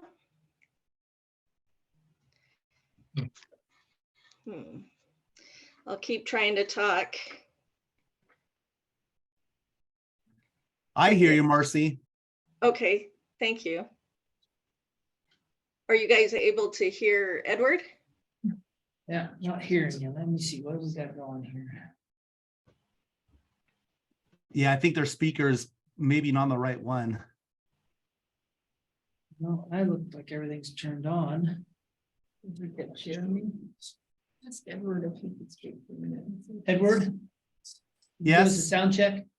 Yep, I can't hear. I can hear you. Not hearing Edward either. Must be something on our side. Tammy, can you see if Jeremy's available, please? Is our bar? Or what? Our bar? Is our Yeah, volume it's up up. enough? So Can you- just do a sound check. for you. Now, Turn it the Somebody might wrong have way. turned it- now we can hear you. Oh, wonderful. It was the volume button here. Oh, wonderful. I'm thankful that we got that worked out fairly quickly. So thank you so much, Commissioners Doro and Shellman and Judge Hart, for having me here today. I wanted to give you just a brief overview of EOCCO and our community advisory councils and our local community health partnership, just to give you a quick understanding. So the Oregon Health Authority is the state organization that oversees all of the coordinated care organizations. And so the organization that I work for is a part owner of the Eastern Oregon Coordinated Care Organization. So my role is to work as to work in the local communities to help look at the local health issues. So our local community health partnerships, we focus on the needs of the local county. The membership of the LCHIP, as we lovingly call it, are school personnel, clinic and hospital care providers, physical, mental, oral, vision, healthcare providers, and then community-based organizations. So that's that local level. And this is our grassroots level where we want to hear what's going on in the community and take that information and then send it up to the Community Advisory Council. And our Community Advisory Council is the one that focuses on the needs of our whole region. And the Eastern Oregon Coordinated Care Organization's region is all of Eastern Oregon. So all 12 counties in Eastern Oregon, Baker, Gillum, Grant, Harney, Lake, Malheur, Morrow, Sherman, Umatilla, Union, Wallowa, and Wheeler County. So we serve, I know the gentleman before serves like the lower Oregon, and we serve like the whole right half of Oregon. So we have membership at our local community health partnership. And then at that local level, we want to have our community members, we want to have the providers that I talked about. We definitely want to have EOCCO members on there to talk about what are their issues with their insurance, with accessing care. And then we take those needs, those barriers, those issues up to the Community Advisory Council level. The Community Advisory Council level has our county representatives. So there's one county representative for each of the 12 counties that we serve. We have tribal representatives for the 2 counties that have a federally recognized tribe in them, which Harney County is one of those. And then we also have consumer representatives, and the consumer representatives, we ask for 2 in each county.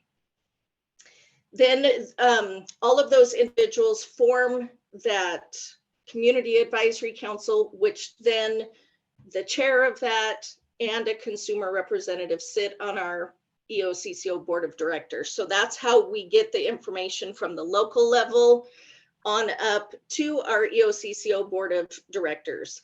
And their goal is to ensure that our members living in Eastern Oregon have access to affordable, high quality care.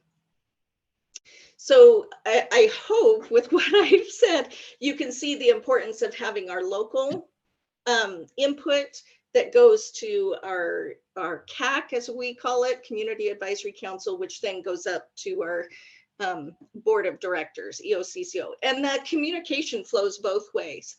And I want to say that our EOCCO board of directors really wants the local input. They need and they want to hear. So that communication really does flow both ways, where we come to the meetings and we share information, and then from the board of directors, and then we take what we hear and share it up.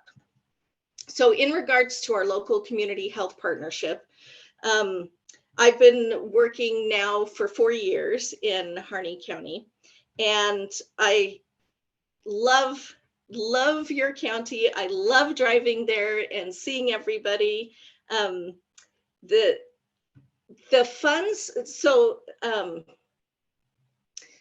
we have different funding streams that are available through the local community health partnership. We have share funds supporting health for all through reinvestment. Those are specifically for social determinants of health. And then we have our community benefit initiative reinvestment funds. And those are smaller grant funds. Each county is given a set pot of money every month to utilize those funds for their needs. So for the last 4 years for Harney County, we have been using those funds for the Frontier Veggie RX program. And the amount of funds for this upcoming year is $46,826. And that's the amount that it's been right around there for those last 4 years. So $46,826. And those are funds that go directly to the community. That's one of the important things about the Frontier Veggie RX program, is we want to support local food providers to provide access to fruits and vegetables, whether they're fresh or frozen. So two of our vendors in Harney County are Erickson's Thriftway and Grocery Outlet. We utilize them. They have been willing to accept our vouchers, and it's been a great partnership. Then we have, just for some numbers for you guys, we serve 120 households with the Frontier Veggie RX program. And that works out to be 200 adults and 86 children on the program. So one of the reasons why we've set up our system the way it is with the local community health partnerships, the Community Advisory Council, is that there's a requirement from the Oregon Health Authority that we have to have 51% EOCCO membership on our council. And We were- Marcy, Yeah, when you say the EOCCO membership, you're talking OHP members primarily? yes, ma'am. Okay, yes. just make sure everybody got that. Thank you. So Yeah, thank you. 51% to be consumers. Yes. On the board. And we were having trouble meeting that at that local level.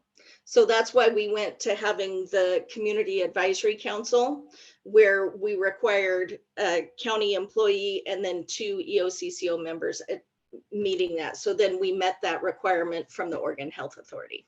Because here locally, we have always tried to get more members on our local board, but we've only consistently had 2 or 3 at a time.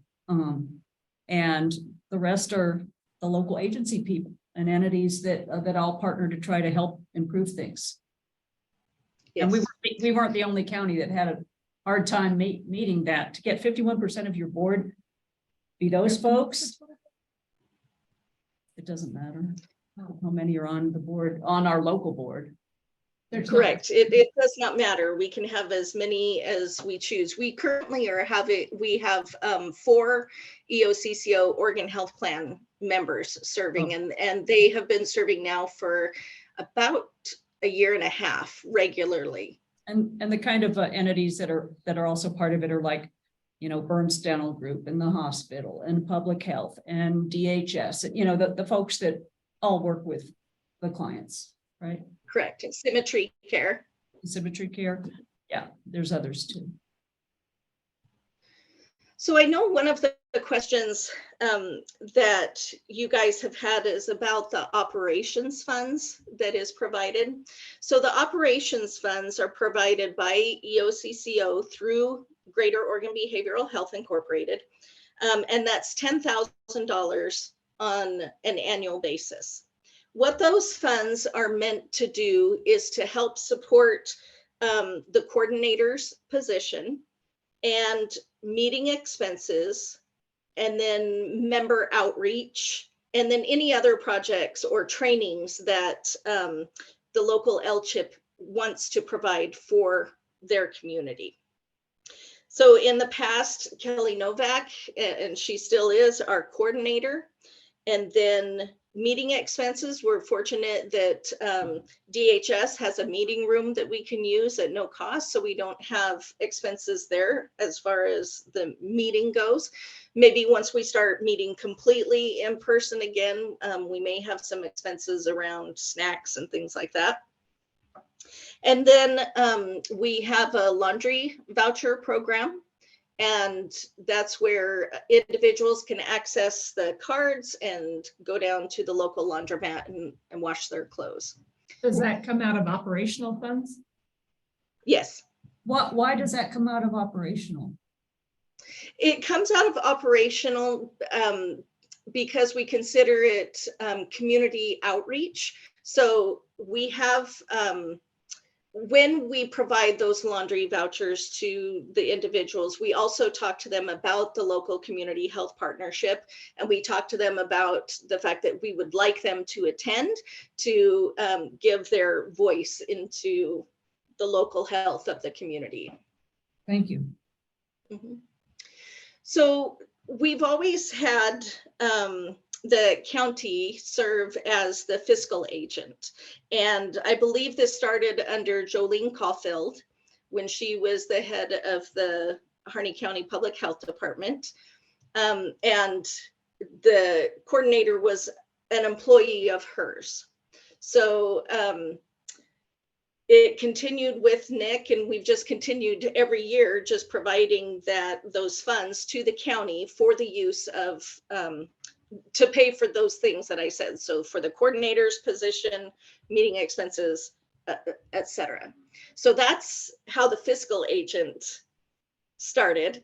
And usually if we had those local funds, that $46,000, those would also, generally speaking, go through the county for disbursement to the various entities, subgrantees that would want to use the funds. Because we use the full amounts for the Frontier Veggie RX program, those funds just stay at the Gobi level, and we pay that out to the vendors. And that whole amount of funds, that $46,000, goes directly to reimbursing the Frontier Veggie RX vouchers. So Gobi pays for my time, they pay for the printing of the booklets, they pay for my mileage, any other thing that is involved is paid for by Gobi. So we're committed, and we really want to see the funds working in the local community. And it works out to be anywhere between like $3,000 and $4,000 a month that is being reimbursed to the stores. So it's a significant portion. So is the total amount being utilized annually? The $10,000? No, of the 46,000, are you seeing that utilized completely each year? Yes, I plan it out and keep track so that we spend it out all within the 12-month period. This year, I think there is going to be a 2-month gap between when this program year ends and our next program year begins. And that has to do with the Oregon Health Authority and their approval of things. But EOCCO Board of Directors has committed to covering that 2-month gap for us so that our clients, our participants won't feel that.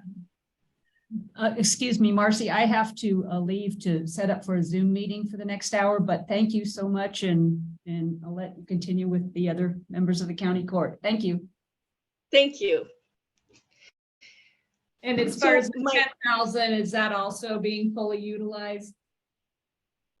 So I don't think it has been fully utilized over the last couple of years. So it then builds. There are special projects that can be had. Like I said, we can have some trainings that come into the area. So I believe that the fund has been growing a little bit. I'm not sure exactly what the current balance is with the county.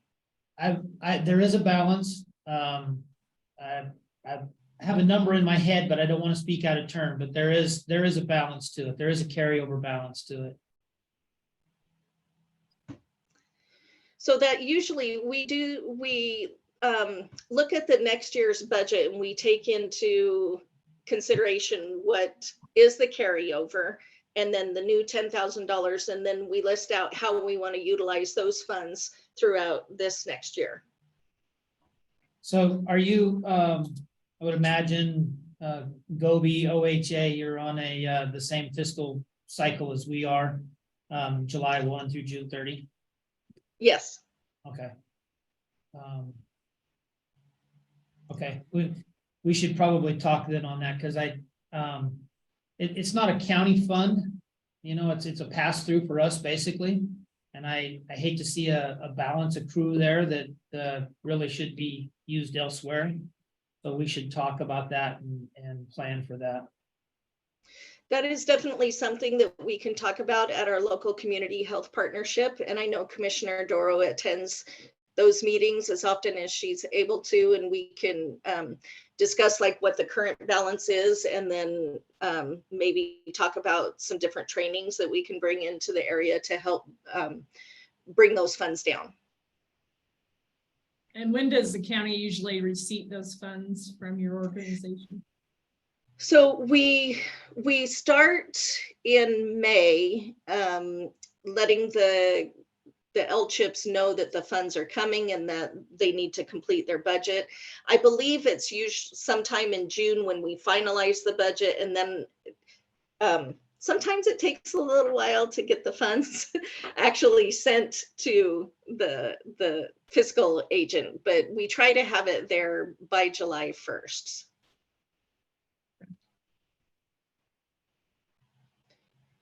We do have a position currently open on the EOCCO Community Advisory Council, and that would be for our one county employee position. We do have our 2 EOCCO OHP members filled, and the term is a 3-year term, or for as long as the individual is employed by the county.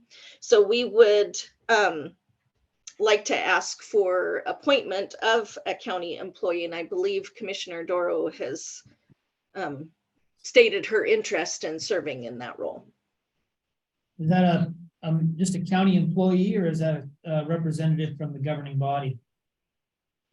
So it can be whatever works best for the county. We don't want to prescribe and say you have to have your commissioner there or their proxy or whomever. We just want to say it needs to be somebody who lives in Harney County, who has a vested interest in the community, who also is an employee of the county. All right. Did you have anything further? I don't. I'm just here to answer any other questions you guys may have. Okay.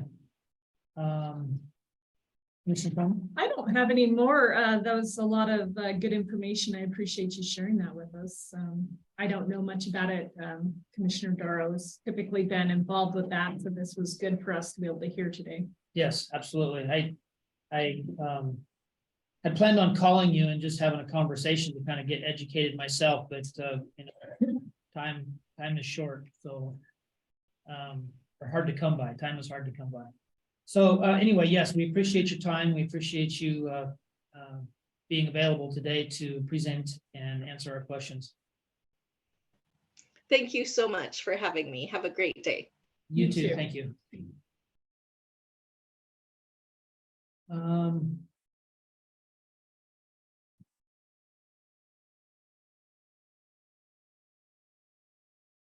Next item, and we're running over now, it's 12 o'clock, but Mr. Horvath, Edward, are you there? Yes, I am here. Are we able to do this still, or did you want to do it after lunch? Well, I was gonna say, how much time are you gonna need?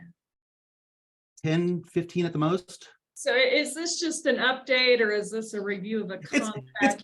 It's basically an update, and we're renewing the or extending the for 2024. We're already good to go for 23. I had sent a budget to each of the cities and you guys for the 24 budget. I think the county, we were asking 18,210 for 2024. The only big thing I had to ask, I mean, if you want to cut this short, I could make this even simpler. The one thing we're looking at is we have to keep underneath 6,400 acres per entity right now, as far as treating. Otherwise, we get into the NPDS permit issues, which is what we've been trying to avoid, because dealing with the DEQ is not fun. However, I think we might be at a point that it may benefit both the county and the cities for us to do that DEQ permit. It doesn't cause any issues with the cities or county in general, but what it does require is for me to apply for the permit, keep records, and then I have to apply as a contractor of an entity. So I would need to apply under the contractor for the county, since the county legally has jurisdiction over the county property and the city property as far as mosquito control. So that was one of the questions I was going to ask you guys, is if it's potential, if I'm going to talk to an attorney to make sure we're not stabbing ourselves in the foot. But if I believe a DEQ permit would probably be appropriate right now, since we are getting pretty close to that 6,400 acres, especially in the county. We're having to stop spraying towards the end of the season in certain areas because we can't exceed that number. I would like to be able to exceed the number out into the county. The cities are all on board with it because of the fact it helps them as well. But I can't transfer the part of the 6,400 acres of Hines to the county property.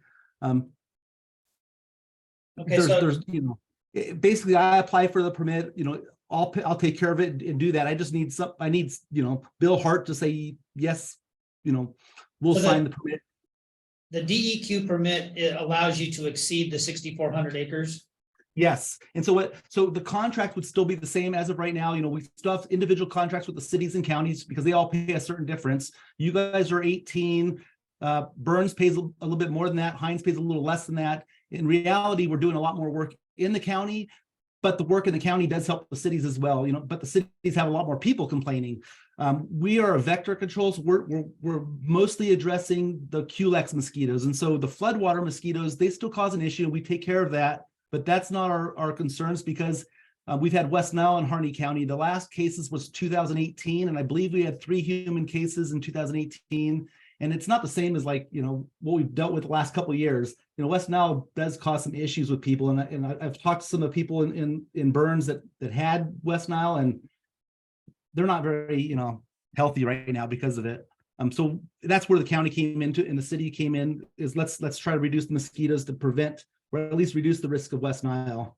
Okay, You know, so the permitting requirement would be on the county then, or jointly between the county and the cities? well, the permitting, I would do the permitting, I would file the applications and do all the reporting for it. It would be part of the jurisdiction of what the spray zones are right now. So basically we do the 2 cities and then an outskirts of the county, not too far out. We're total area. We go to about 2 miles south of Hines and 2 miles north of Burns, and then out west, east a little bit.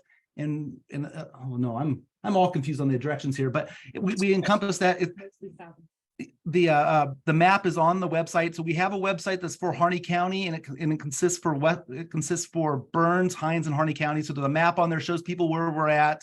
Anybody that has any questions about the mosquito control. So if you guys want to look at the map where it covers, that's what it covers. And so I would request the permit to be covered under that same area, so that then I report the chemicals to the state, and then I'm not going to be exceeding I will be exceeding the 6,400 acres on that way, because I will have to combine Hines, Burns, and Harney, because right now we're individually doing them. And so Harney County is pretty darn, it would go over if we didn't stop. Burns is pretty high up there. Hines is not quite as much, because there's not as much issues in the Hines, because we're treating the stuff outside of Hines, if that makes sense to you guys. So basically we'd end up treating about 21,000 acres, 20,000 acres jointly. It doesn't affect the contract anyway, but it just affects my reporting to the state, and not have to, stop treating when we're exceeding those acres. I don't want to get in trouble. I'm trying to stay within the rules, and DEQ sucks, but it's a rule.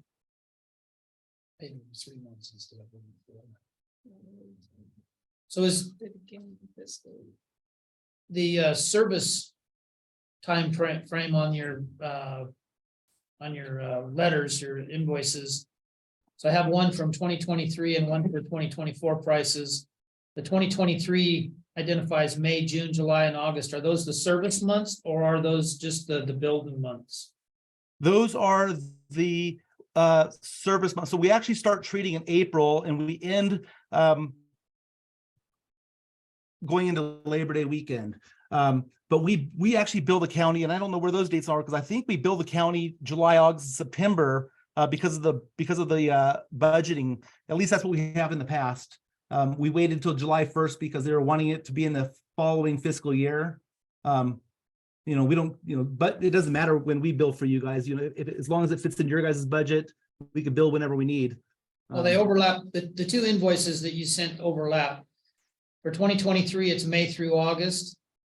And then for 2024, it's it's July, August, Yeah. September. so the 2024 one would be in our 24-25 budget. Exactly. And I see what you're talking about. The First Amendment actually has wrong dates in there. And Pete Reynolds had called me out there and said, hey, I put the wrong dates in there when they were doing the billing. And so the dates were actually for billing was actually supposed to be July 1st, at least according to, your original budget. Our services still start in April because of mosquitoes, but we don't bill you guys until July because of your budgeting. So in the document that we have, it for 2023, it should say July 1st, August 1st, and September 1st. Yep. Yep, yeah, and after he signed it, he sent me, told me, you know, we can't bill in May because of the budget.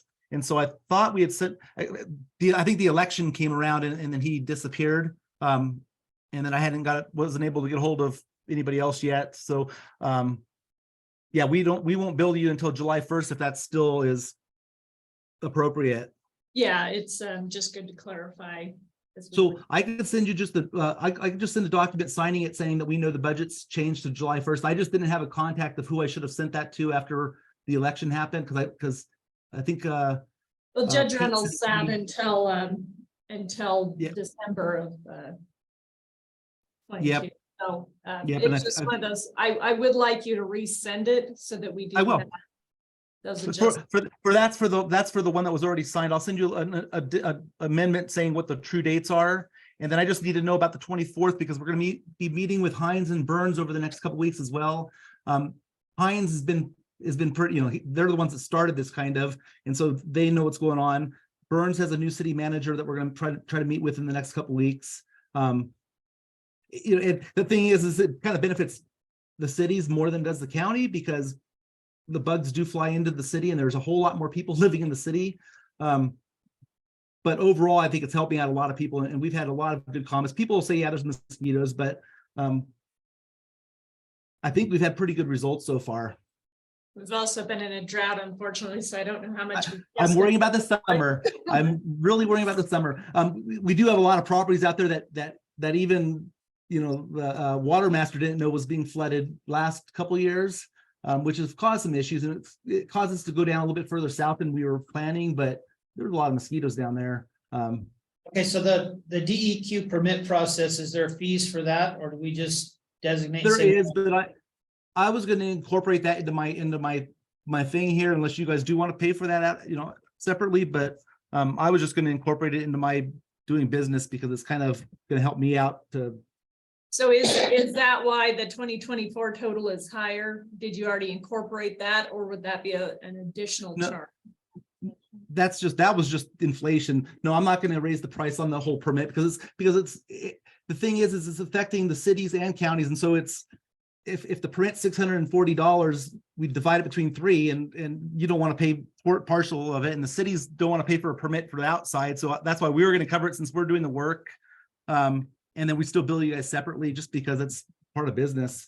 You know, I know you don't want to pay for a permit within the city and the cities don't want to pay for a permit outside the city. So Right. you know, so if we're doing the work and quite frankly, I prefer having control over the permit so that I know it's actually paid for, because I've been places where they forgot to pay the permit and then it's like, oh crap. Yeah. Is your product cost remaining the same, or is it increasing? The products did go up, but the price, our budget is still the same. I mean, everything went up with the cost of fuel. Some of our chemicals doubled. Some of the products aren't even available anymore. One of the owner of the company we used to use for adulticide, Aqualor, we love the product, but the guy died and he had no will or anything to deal with it. So the whole company shut down. So we ended up switching over to Aqua Reslin at this end of the season because of that. That's just not available anymore. But yeah, it's gone up, but it's just like the milk, everything kind of is gone up, but we have to work around it.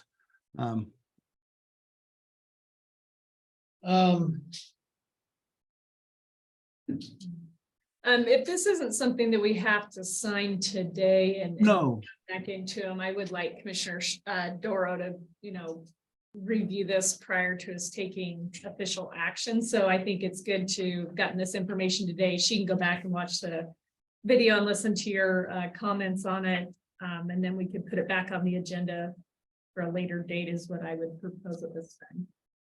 sure.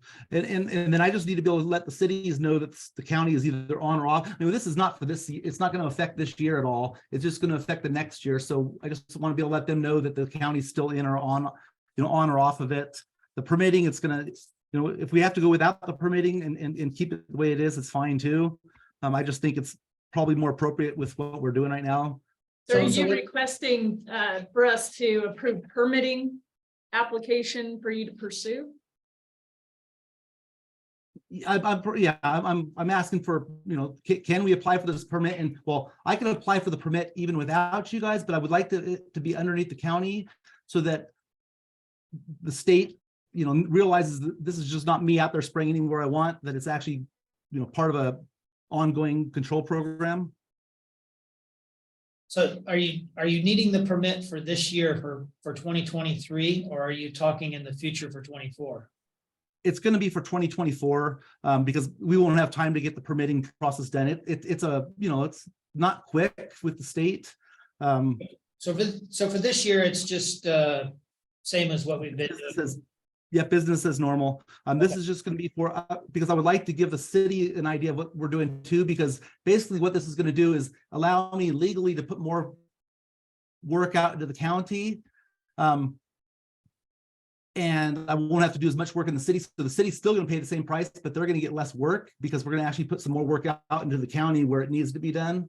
And that's why I'm going to be talking with the cities their next meeting to let them know that, we're trying to help them out by doing some more work outside the county, but I can't do that without a DEQ permit because of the federal government. So for now, though, for this year, we're good to go. We don't need any permitting beyond, we're just business as normal.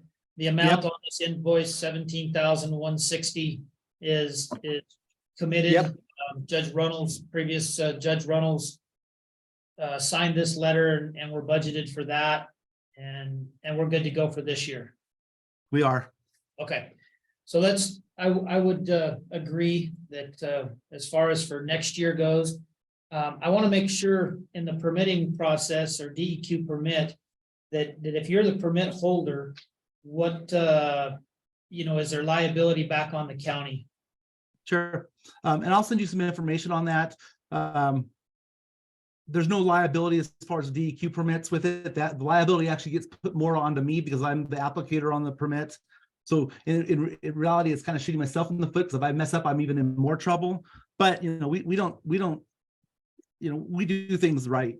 That's why we're looking for the permit, just because I would like to be able to legally do some stuff. If you're serving more area, I would like, if you're going to be updating any maps for 2024, I would like to review those the next time we meet. Sure. As of right now, it'll be the same unless the county decides to extend it out anywhere. But I'll have that for you. Thank you. And the maps you referred to are on your website, the trmvc.com. No, it's harneymosquito.org. So there's a specific site for Harney County, and that's it. So it has the maps for Harney County. It has a schedule on there. It has the chemicals. It has a copy of our pesticide use plan that we submit to the state, and some general information about mosquitoes and a way for people to report stuff to us. And so we get quite a few calls from people, and they usually go through that to call us or email us. It's kind of a way to keep us organized and for people to know that they can get a hold of us. We've been to some cities that they don't want them talking to us directly, and it ticks some residents off not being able to talk to the person who's actually doing the work. So yeah. I guess that would kind of depend on the applicator, on you, whether you want to have public contact. Oh yeah. Well, we're not trying to hide anything, so we're trying to be as transparent to people as possible. And a lot of times, some of the mosquito issues could be fixed very simply. So if we're able to talk to them, there's sometimes it's been as simple as a trough in their backyard, causing all the mosquitoes in their little block. We had one person that was on a no spray list for the last 2 years. Finally, he calls us up at the end of the year to ask us to come look at his place, and he was growing mosquitoes in his backyard about 6 feet from his porch. So we want people to get a hold of us. I don't particularly like people complaining to us, but it's like what we need to know, and we need to know if there's a problem, because I don't want to go out and if somebody gets a hold of Bill Hart and says, hey, I've got a mosquito issue, and then you don't get a hold of me for 2 or 3 weeks because of other things going on. So we like them talking to us directly, and we can send them. And we on our website says if they have mosquito related questions, talk to us. If they have politics or budget related questions, talk to the county or city. Okay. All right, sir. We thank you for your time. Thank you for your presentation and answering our questions.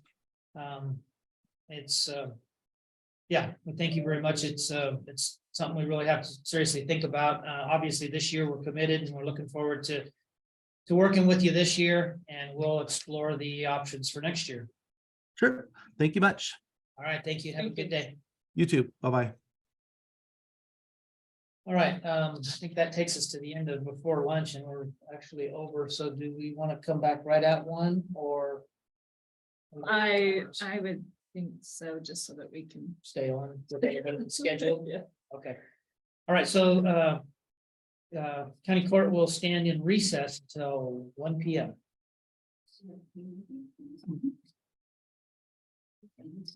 Thank you. See you tomorrow. Thank you, Terry. At 5:30. Yep.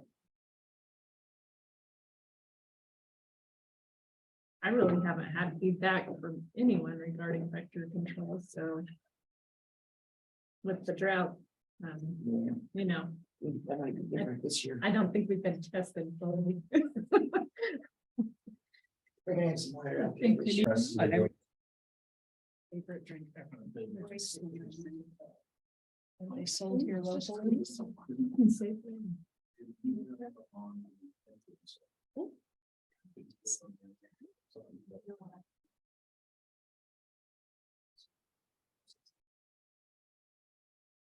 Someone built.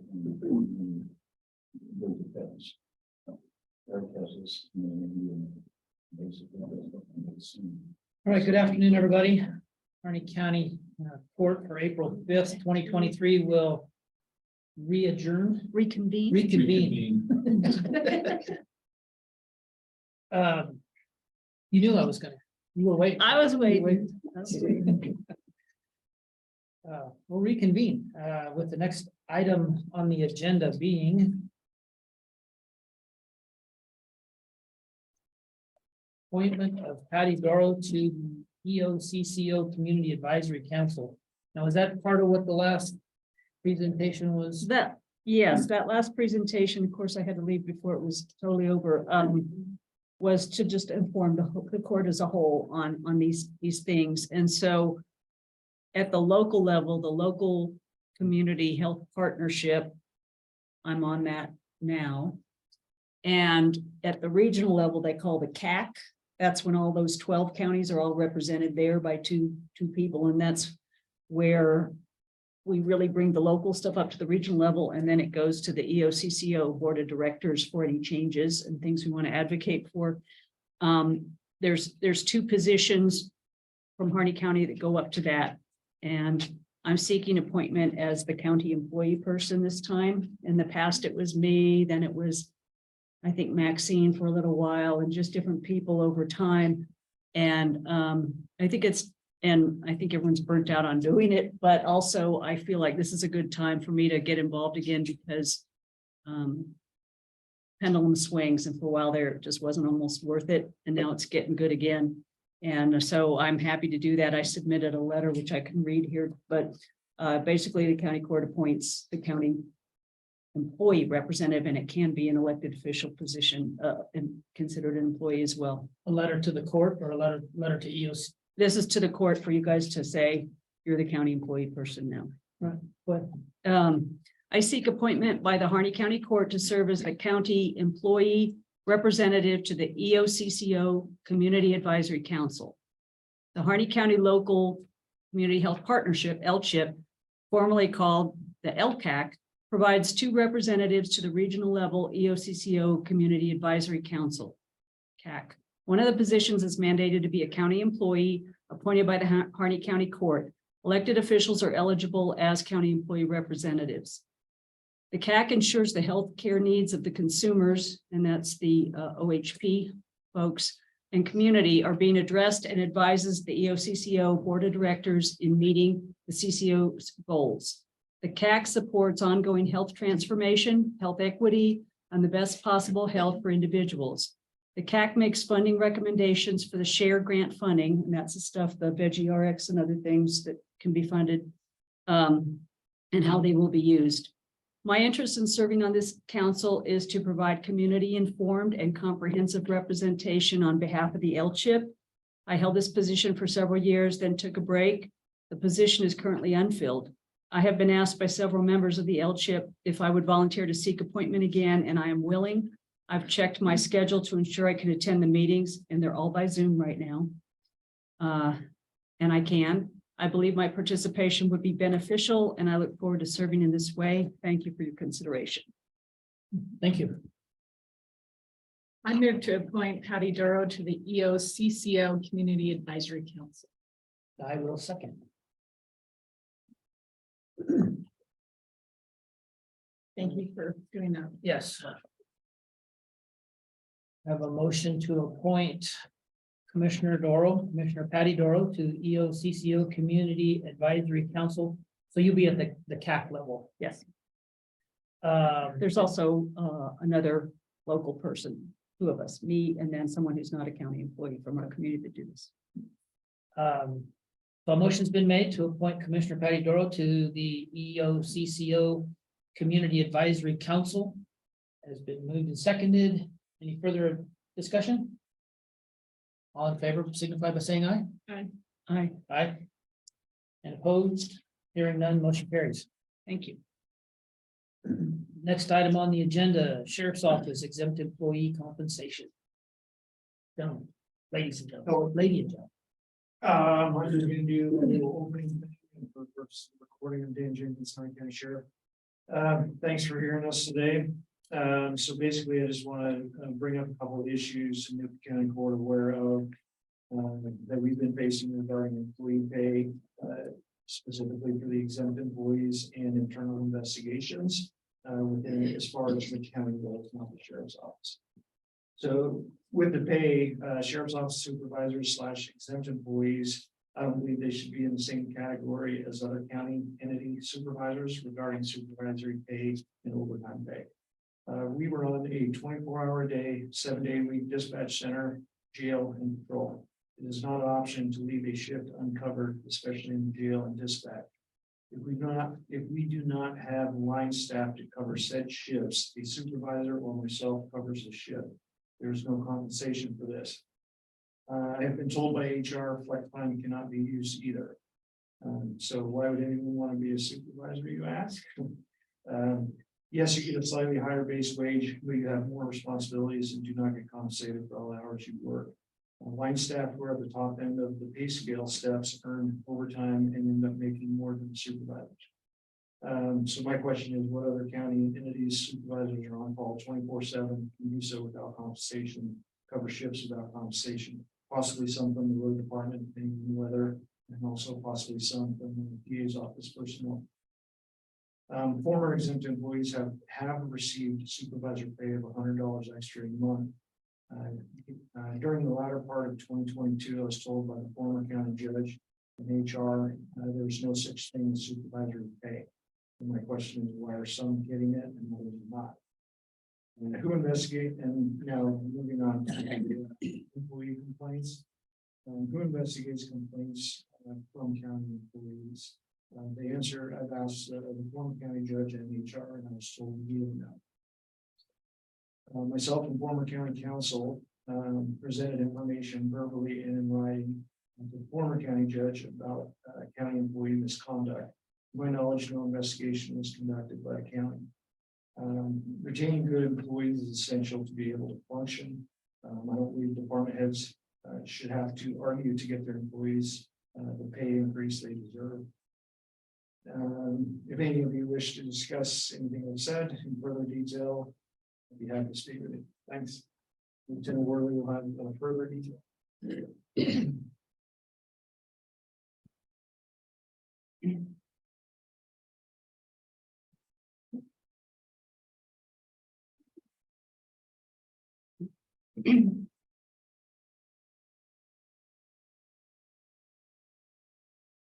So greetings, I'd like to apologize in advance for the information I'm about to present in a public forum. I attempted to schedule an executive session to discuss my grievances in the executive session under ORS 182.660, but was denied and was provided the reason that employee wages are public record. I've reported to each county elected official on the county court and then my sheriff that discrimination has occurred based on sex or pay equality. My knowledge and investigation has not been initiated.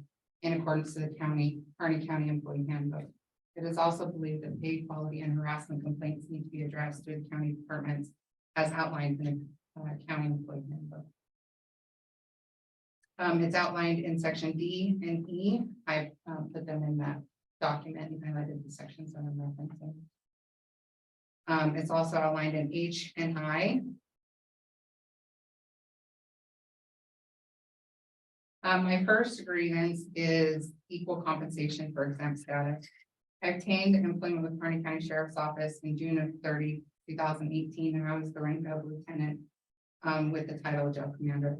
When I started my employment with Harney County, the jail was staffed with 3 employees to operate a 24-hour day, 7-day-a-week operation, which required me to work 12+ hours, multiple shifts with little to no days off, and on call 24 hours a day, 7 days a week. During that time, Harney County changed the classification of sworn law enforcement supervisors to exempt employees, meaning that supervisors were no longer eligible to receive overtime compensation or comp time compensation. Though the supervisors were required to be on call 24 hours a day, 7 days a week, and respond to emergency events outside of normal work hours, to cover shifts due to staffing for the sick leave and vacation leave. I'd like to know what exemption is being utilized to place police officers and first responders under an exemption status. According to the U.S. Department of Labor, fact sheet number 17, first responder and part of 541 exemption under the Fair Labor Standards Act, FLSA. I copied and pasted part of that, but I also did an attachment in the packet so you could read it. Over the past 3 years, the 911 dispatch supervisor has experienced a staff shortage. 911 dispatch is a fast-paced working environment. Dispatchers must manage multiple screens, phone calls, radio calls, and different computer programs. It can also be extremely emotionally exhausting. Kirsten Fossum was hired as a 911 supervisor, and she was classified as an exempt employee. Supervisor Fossum was hired as a new dispatcher and quickly promoted to a supervisor position after she graduated from DPSST, the Dispatchers Academy. Since taking over as a supervisor's position, she has been working an extreme number of hours to include 24 to 48-hour shifts straight.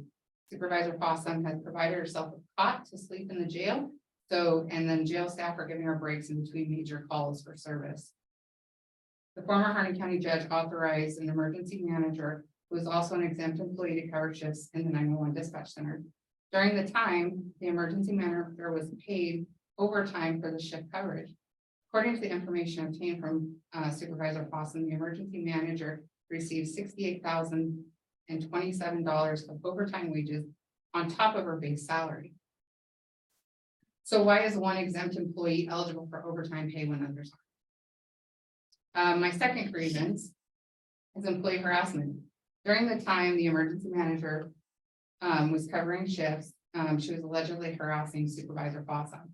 It was also alleged the emergency manager convinced some employees to resign, and then they presented an ultimatum to the elected county sheriff demanding the termination of Supervisor Fossum and were promised that they would return to work. This is a violation of the AFSCME collective bargaining agreement for the 911 dispatchers, along with a violation of the Harney County Employee Handbook. The employees have gathered outside of work, attended conferences and meetings with community partners slandering Ms. Fossum. No sheriff's office employees and non-sheriff's office employees have reported the conversation, and yet nothing was investigated. Sheriff has reported several incidences to the Harney County judge, and to my knowledge, the incidents were never investigated. Similar issues continue, and they have been reported with no investigations regarding any harassment. Although 911 dispatch is a different department within the sheriff's office, it has a negative effect on all sheriff's office employees, and it creates a negative, stressful, hostile work environment. It diminishes the trust with the county, and it diminishes staff morale, and it directly affects my department. Mental health is a concern with our first responder employees, and we experience volatile situations in our profession, and we shouldn't be subject to harassment in our own agency. Supervisor Fossum has been slandered through the community and on a personal social media accounts. I personally have witnessed Supervisor Fossum answering 911 calls while crying due to the lack of support, continuous harassment, and sleep deprivation. This behavior is unacceptable and should be investigated and addressed in accordance to the employee handbook. Another section is section M of the employee handbook. As a side note, why does the emergency manager have 2 county vehicles? Allegedly, the employee doesn't have an operated vehicle of their own, so they use the publicly owned county vehicles, and funds are being used for personal use. It is also alleged that the emergency manager was authorized to moonlight with another county agency outside of Harney County and use the Harney County's own vehicle and fuel to commute. My understanding, this allegation was reported and never investigated. According to the Harney County Employee Handbook, the emergency manager is not authorized the county vehicle. I also copy and pasted that section of the handbook that states that who is authorized to have one. Sure, I understand there's an argument of responding to emergencies for an emergency manager. How many more emergencies historically has the emergency manager responded to? She has 2 county vehicles. And are the taxpayers paying for fuel costs for her commute to and from work? As a jail commander, I am called out to respond to incidents inside the jail. And I use my personal vehicle to respond to the jail. What makes that employee any different? I don't believe that the taxpayer should be paying for my vehicle or my fuel costs for me to come to work. What makes the employee any different? My third grievance is pay discrimination based on gender. In 2019, I completed transferring my previous employment experience, education, and training to PSST and was issued multiple certificates to include intermediate, advanced, and supervisory certificates. I asked Sheriff Ward at the time about the supervisory pay for the supervisory certificate, and I was advised that I was not eligible because I was not a member of the collective bargaining agreement, although Lieutenant Needham was receiving the pay. I also attached the previous pay stubs so you can see that he was receiving. Sheriff Jenkins noted that the pay discrepancies, or Sheriff Jenkins noticed the pay discrepancies in July of 2022. He submitted the request on July 7, 2022 to Deanna Atwell, payroll and HR. Please see the attached documents that Sheriff Jenkins submitted to Deanna. I noticed the following pay period in August that I did not receive the additional pay on my paycheck. The sheriff and I spoke to Deanna in person and she denied to issue the pay. And to my recollection, she didn't provide a reason. She then called in the elected county judge, Pete Reynolds at the time, and he stated the county could not afford to issue back pay, but they would make it right, quote, make it right. I have not received the pay to this day. I provided HR with copies of my supervisory certificates and a copy of my DPSST transcripts initiating the certificate. There's been some debate on whether it is supervisory pay or certificate pay. If they're considering it supervisory pay, I was hired as a supervisor June 29, 2018. If it's supervisory pay or certificate pay, then I was issued my supervisory certificate on October 25, 2019. Following employees of the sheriff's office being sworn in a sworn position are receiving the supervisor pay. Lucas McLean, lieutenant. He is certified through DPSST, is not a part of the collective bargaining agreement, and he is a male employee. Lieutenant Needham, the same thing. He was receiving the pay, not in the collective bargaining agreement.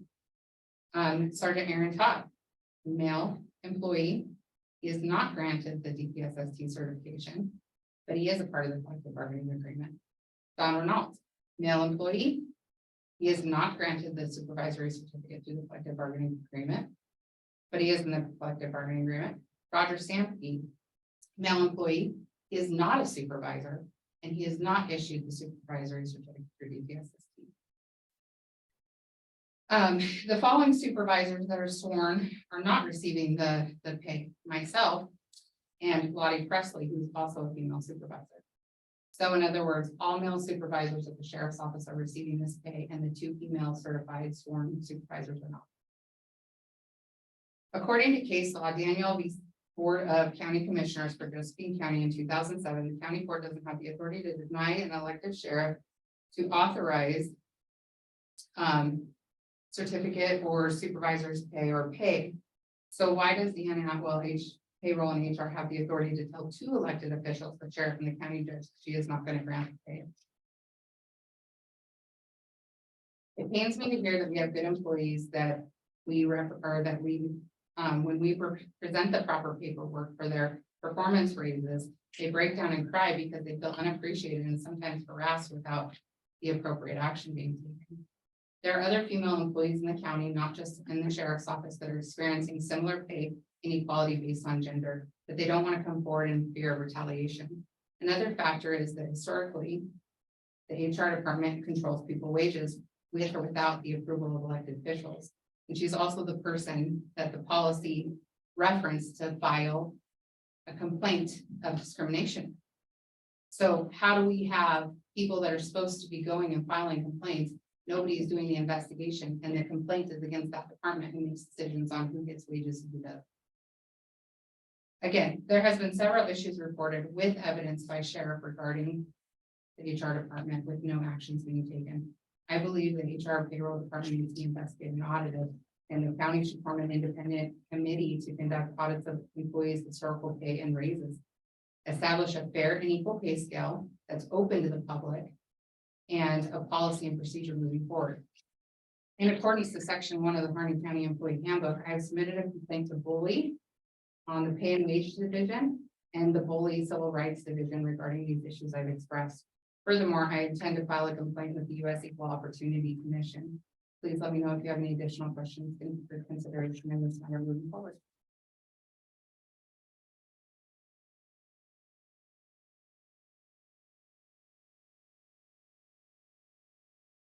Thank you. I wish when you had requested for an audience that you would have been more specific in your request of what it was going to entail, because it was given to me as just a discussion about exempt employee salaries, not pay. Because this was probably, let me finish, because this probably would have been better suited for an executive session, but that's not the information I received, so that's why you were put on the schedule today. Now, having that in mind, and after having read this, I don't think this is the place and time for this discussion. And because of the complaints and allegations you have made or are intending to make, it might be on our the county's what I want to say, it might be prudent at this time then to consult with CIS and the labor attorney representing CIS for us, instead of getting into a discussion or debate about it this time. Would be my recommendation. Yeah, we'd need to call an executive session and have all parties present.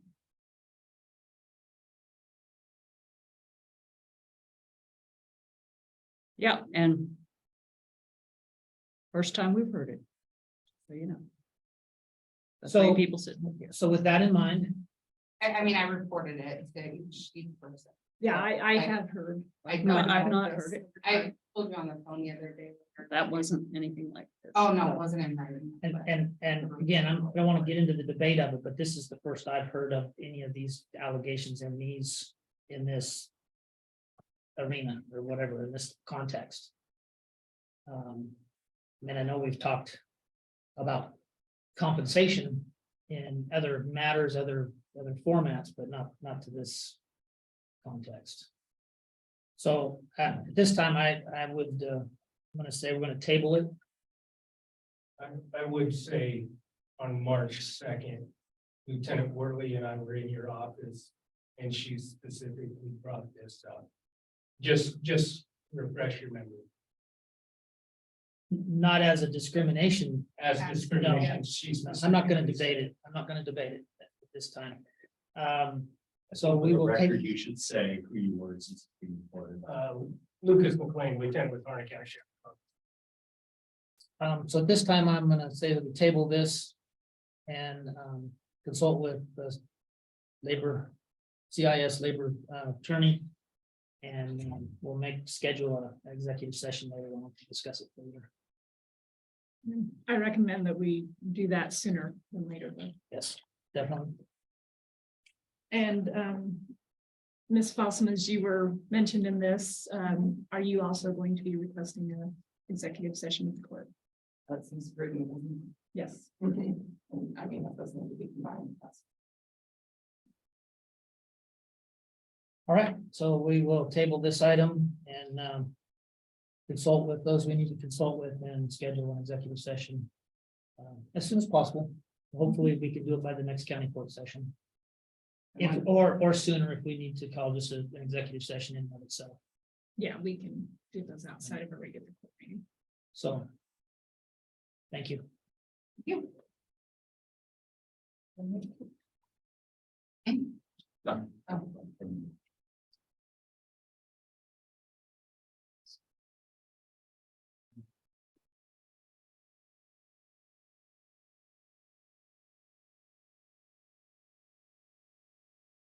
And next item on the agenda then is resolution 2023-10, declaration of state of drought emergency in Harney County.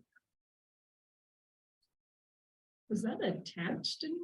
Not on today's, I don't think, I didn't And see we'd it. seen one in an email, but I didn't know if there'd been any changes in the. Okay, no, this is a continuation from the last special session that we were gonna have and we didn't have a quorum, so it's moved There's forward. Are the dates? I believe it says No, we'll need to update that date on the it. former date. Did you have Tammy, did you have a copy or an editable copy? Did you have a Word copy or was this just a PDF copy? Let's see, it was just, yeah. Well, let me see if I can grab one. I should have it too.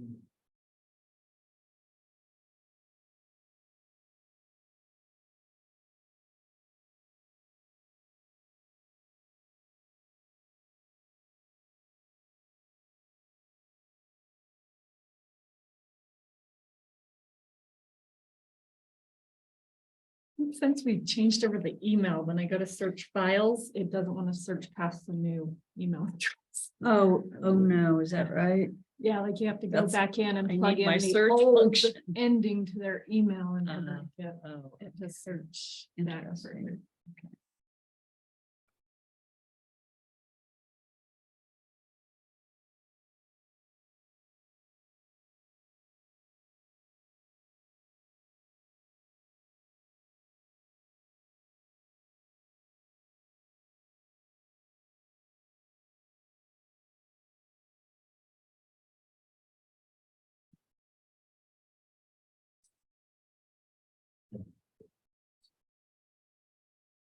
Let me see, that would have been, when were we gonna have that? On the The 22nd. 22nd. There we go. Yeah. Relation, but that was just a discussion.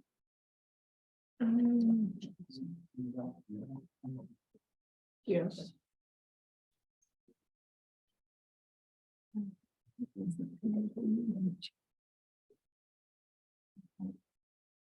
Okay, 10. It's not mine. It used to be. We dated this. I use search several several times. times This is now. gonna be challenging.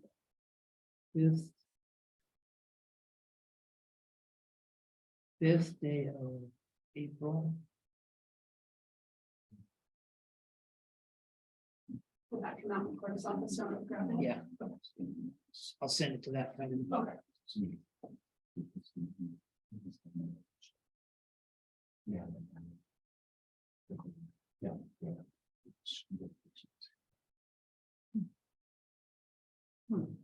But even when I tried the co.harney.org.us, I'm not finding that particular thing, so. I Yeah, some wonder- of them come up and then it was missing some in early March that didn't come up. Okay. When I searched it.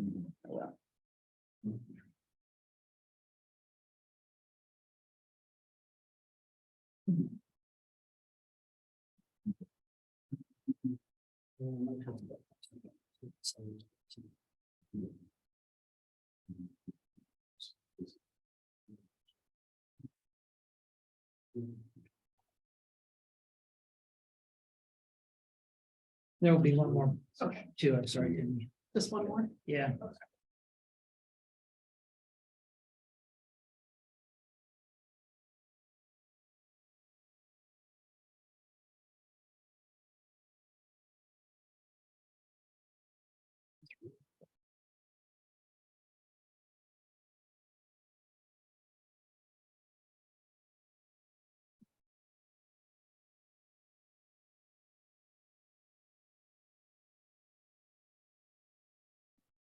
That's why I didn't close it.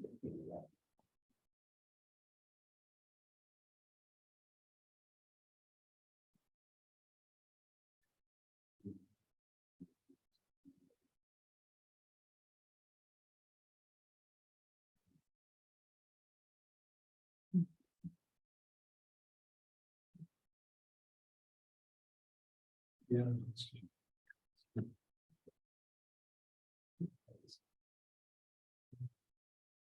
There's one more coming, sorry. Dated on this day of April 2023. Is that it?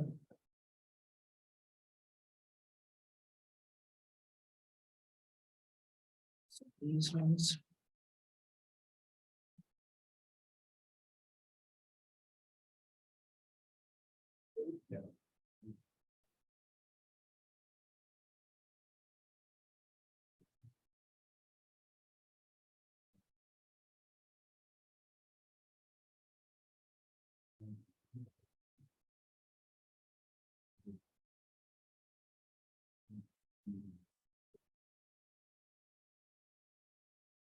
Sorry, thank you.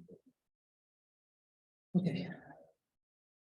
Okay, having updated the form, the documents. Yeah. um,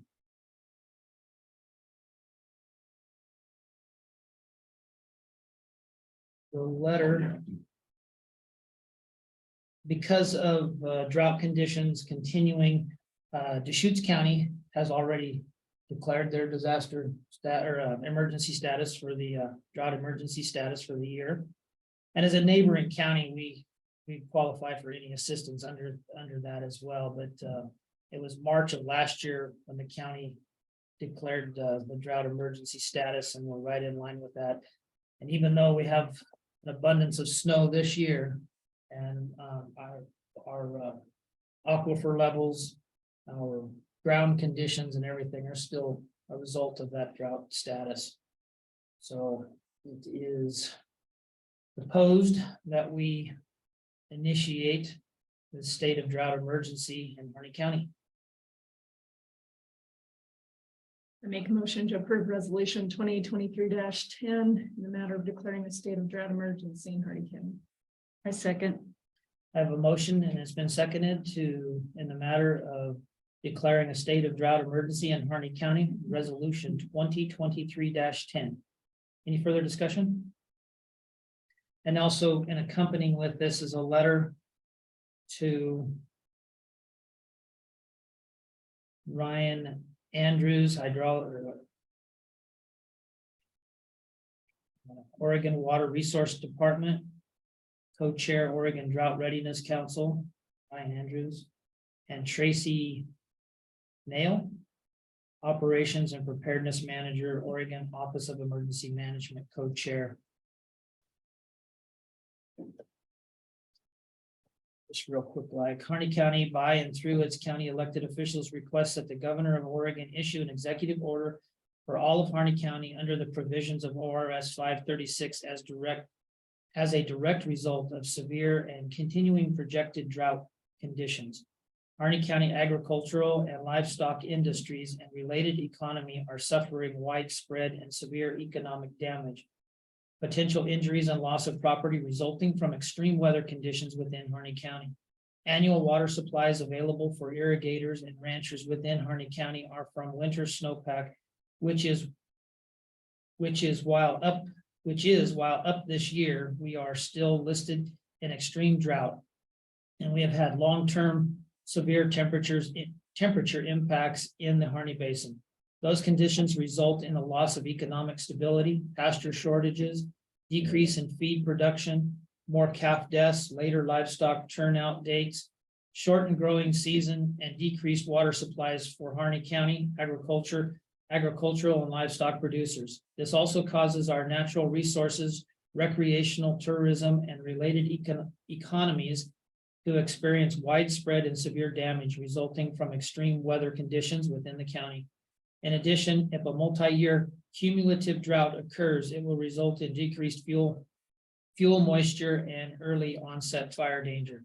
The county has already formally declared a drought and has attached a copy of the adopted resolution for your files. In addition, the county has taken the following actions to anticipate or mitigate effects of the drought.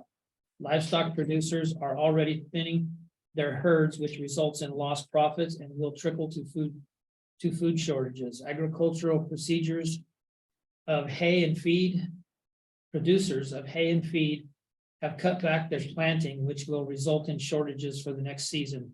Producers are already seeing losses in the lack of winter runoff for their normal flood irrigation and shortened season. The lack of seasonal moisture puts the entire region in danger of wildfires. The Harney County Court judge has determined that additional action by and support from the state is needed. This may include assistance from Oregon Water Resources Department and other Oregon executive branch agencies operating within their statutory authorities. Harney County Court / judge therefore requests an executive order from the governor declaring drought in Harney County. We extend in advance our appreciation of your consideration on this matter. And signatures by the three of us. I have one edit suggested for that, when it comes to agriculture producers of hay and feed have cut back their planting, which will result in shortages for the next season. I don't know if that's technically accurate, so I think I'd like to rephrase it. Agriculture producers We're at what paragraph? Last sentence. are potentially experiencing shortages. We need to have it on county court letterhead, not emergency management letterhead if we're the signers. Signatories. Yeah.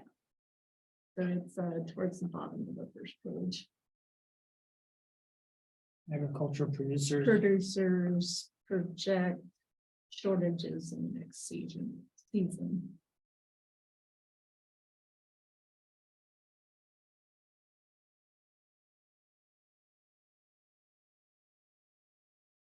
Take everything else out in between. Yeah, and then, if she would have provided it. It wasn't something we could access prior to the meeting to edit. Yeah, it was on, I think it was, I don't know, did we have a packet for our last special meeting session that we were gonna have? You can maybe get attached to this thing. And then, I believe my name is misspelled, and it's E-N, not I-N.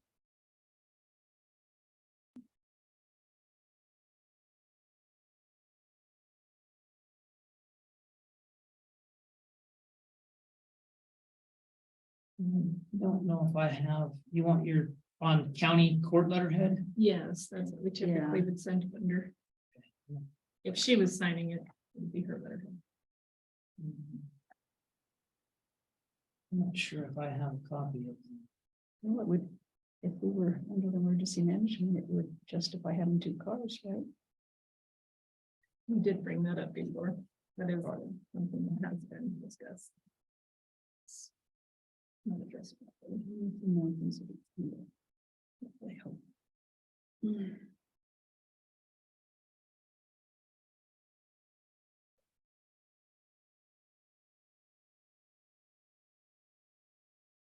And we could go ahead and prove it with the edits and then Tammy could give us maybe a fresh. We can copy if sign it'd it be this easier for you. afternoon. Yeah, I'm gonna have to find a copy of court letterhead. I don't have. Oops. I'm sure she has one. What's that? I know I want. Okay. You want me to grab the one you just edited? I've got it all. I've got it edited. I'll send it to you. I make a motion to approve this with the edits mentioned. A second. All right, motion has been made. Excuse me. Motion has been made to approve the letter to Oregon Water Resources Department and Operations and Preparedness Manager, Oregon. Any further discussion? Actually, so does it also go to the governor's office or, I mean, I thought In the typically we past, also I- send it to the governor's Yeah. office. That's, I don't. Yeah, She address the two parties. yeah, I mean, I don't know. I'll have to research it then yeah. and see where it needs to go to.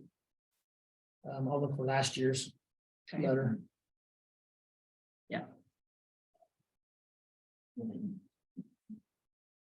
Carrie would have probably forwarded that on behalf of the court, I believe. Not I don't know. Okay. All right, is any further discussion then? A motion to approve the letter with the suggested edits. And it's been seconded. And first we'll do I was gonna lump them into one, but we'll approve them both at once or Well, so are they individually. two totally separate things? Is one, Well, one's the resolution. one's the resolution and then the other is The other's a correspondence to To governors accompany the and OW? resolution to the, Yeah, Because I'd made a motion on this. Did we not finish that? no, I moved into this because I Okay. thought it was part of, so maybe I jumped the gun Well, there. they are kind of together, but technically separate. We're one. Well, let's back, resolution. let's back up then. Do one at a time then. So I've received the motion, it's been seconded in the matter of declaring a state of drought emergency in Harney County for resolution 2023-10. Any further discussion? Hearing none, all in favor signify by saying aye. I, And opposed? Hearing none, motion carries.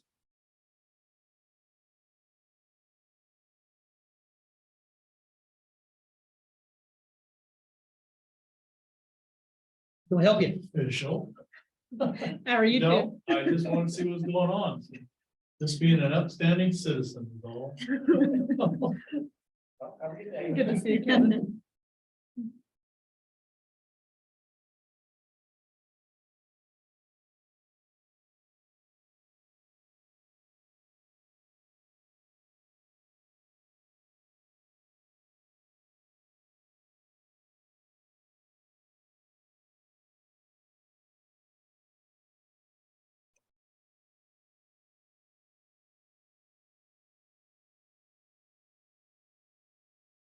And then secondly, then. Received a motion and it was second in the matter of accompanying letter to accompany the drought declaration. With the suggested edits, I will find county court letterhead. And I will research the You don't cost. have to find it now. Now we have Tammy. Well, we will find, Tammy will find, we'll locate.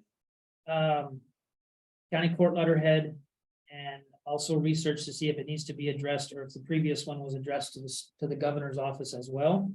And with the edits so mentioned previously in paragraph 4. And any further discussion? Hearing none, all in favor signify by saying aye. I, Aye, and opposed. Hearing none, motion carries.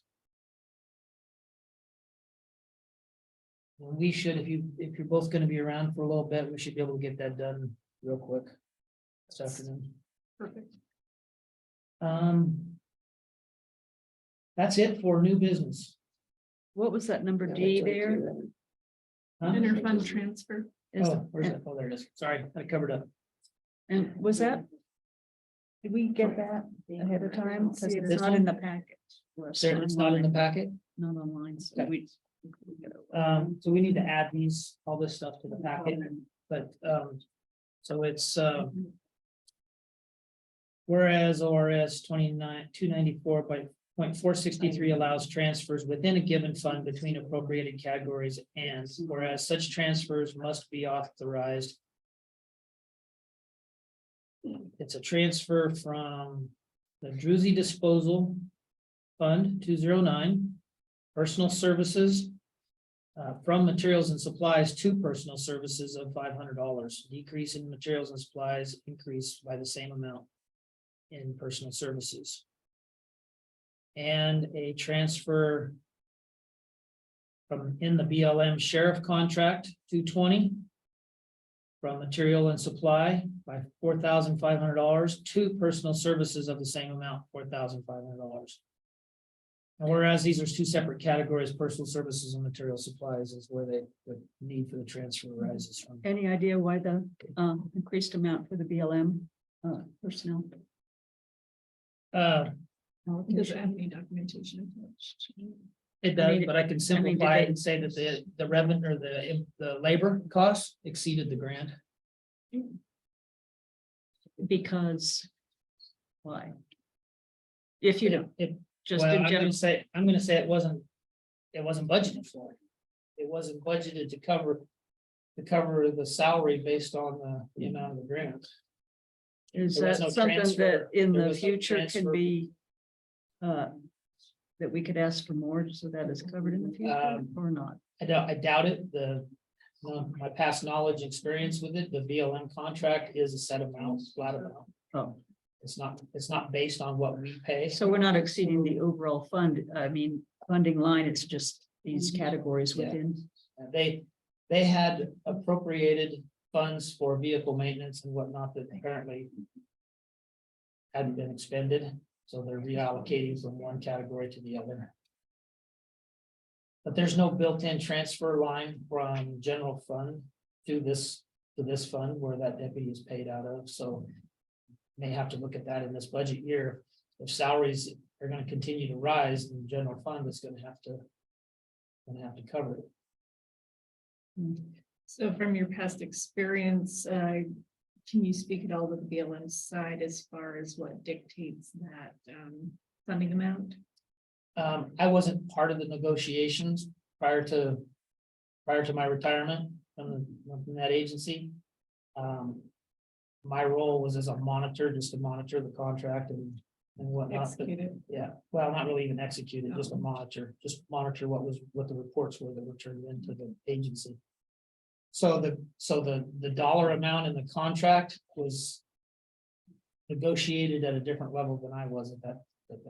Is it at the district manager level? It would have been the district manager, the contracting officer, and the county, and I don't know who represented the county, whether it was the sheriff or if it was. I believe it would have been the sheriff. Okay. Well, I move to approve resolution 2023-11 in the matter of interfund transfer of appropriations within categories, Druzy disposal 209, an increase in personnel services of 500, a decrease of materials and supplies of 500. The BLM sheriff contract 220, an increase of $4,500 in personnel services, a decrease of $4,500 in materials and supplies. I second. I've received a motion and it's been seconded in the matter of resolution 2023-11 in the intra-fund transfer of appropriations within categories. For the Druzy disposal fund number 209, a decrease in material and supplies by $500 and an increase of $500 in personal services. And the BLM sheriff contract fund 220, and a decrease in material and supplies by $4,500 and an increase in personal services of $4,500. Any further discussion? And all in favor signify by saying aye. Aye. Aye. Aye, and opposed? Hearing none, motion carries.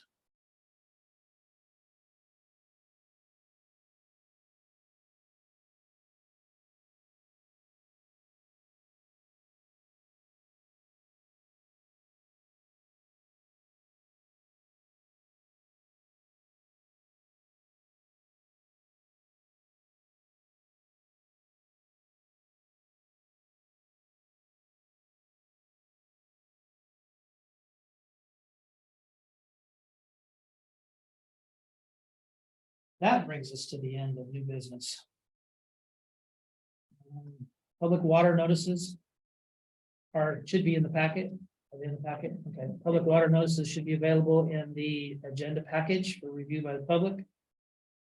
And that takes us to meeting schedule, regular county court schedule. Next meeting is April 19th, 2023 at 9:30 a.m. That time has been updated on the website to indicate the change in county court start time. We'll start bill pay and accounts payable review at 9:30, and regular county court will start at 10 o'clock a.m. Following meetings, normal regular first and third Wednesdays, May 3rd, May 17th, 2023 at the same starting time, new starting time of 9:30. Late items, I didn't have any late items initially. And general deliberation by the court. Our budget dates, where are they? I mean, we didn't put them on here. Where are they out there? I I believe within the new website, there's back up. There should be a button for budget.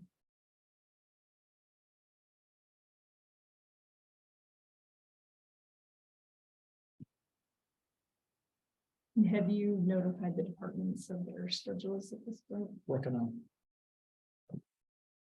First meeting will be tomorrow morning from 9 o'clock till 11 o'clock, which will just be, will just consist of. That's last year's stuff. It was in there somewhere. I seen it on the other site, on the old site before she could crossed over, but. I don't know where if she still got it in this one somewhere. Yeah, I think there's some public interest in the dates. Well, if you go to schedule, because I think she transferred all that over to schedule.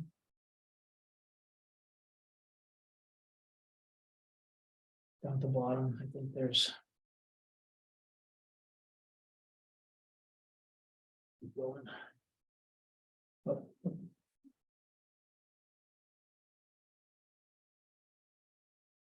County Budget Committee meeting. Okay, but it doesn't give the additional dates. Yeah, well, it should. If you open it up, it's got everything in it, and then she had it entered on the calendar as well. But I haven't had a chance to scrutinize the new website the last 12 hours. Yeah, no, that's the hard part. For the budget board, will there be copies available for the public, or are we gonna have to purchase them? There will be one copy after the budget is presented to the budget committee. There will be one copy available for review in the clerk's office. And if you want a copy of your own, then you'd have to pay for copies. If you want public participation, then we'll encourage people. Which is. But it's this I thick. realize that. Take a ream of paper almost to. And it'll be, I'm planning on uploading the PDF copy to the website as well.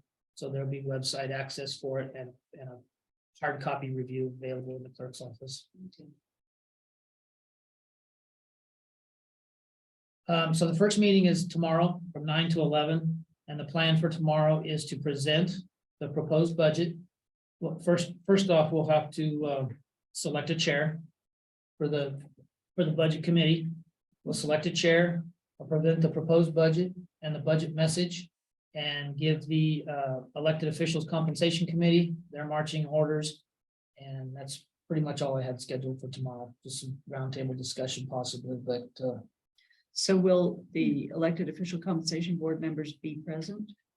they had been invited previously. And do you have materials already prepared to hand to them, or how? Working on it, finalizing it. It's gonna be a long night.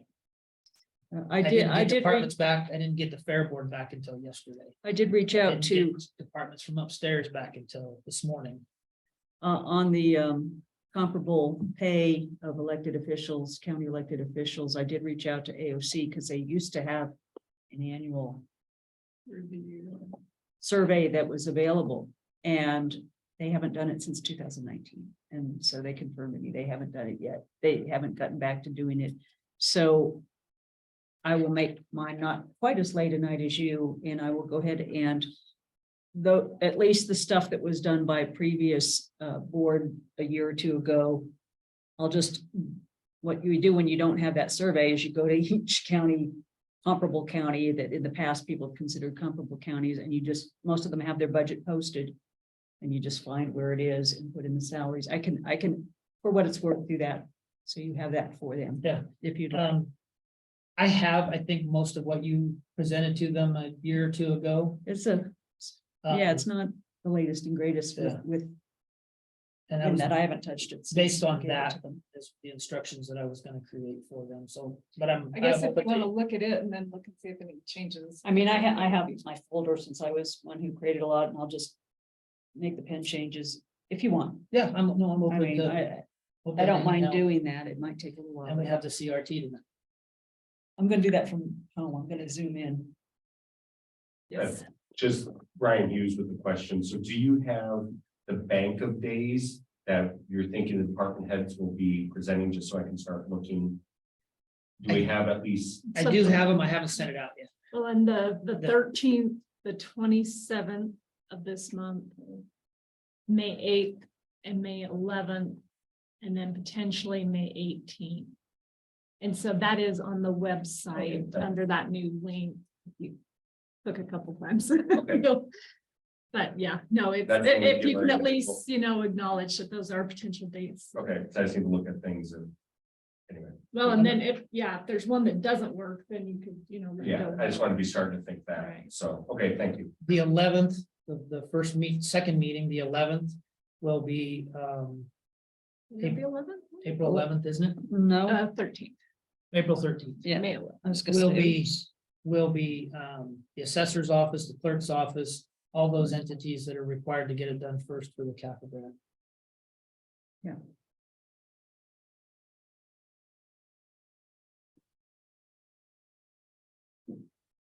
Okay, thank you.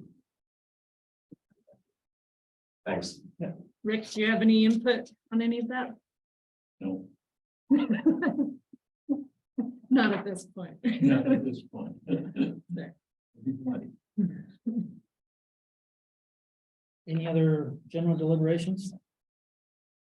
Just my usual check-in stuff.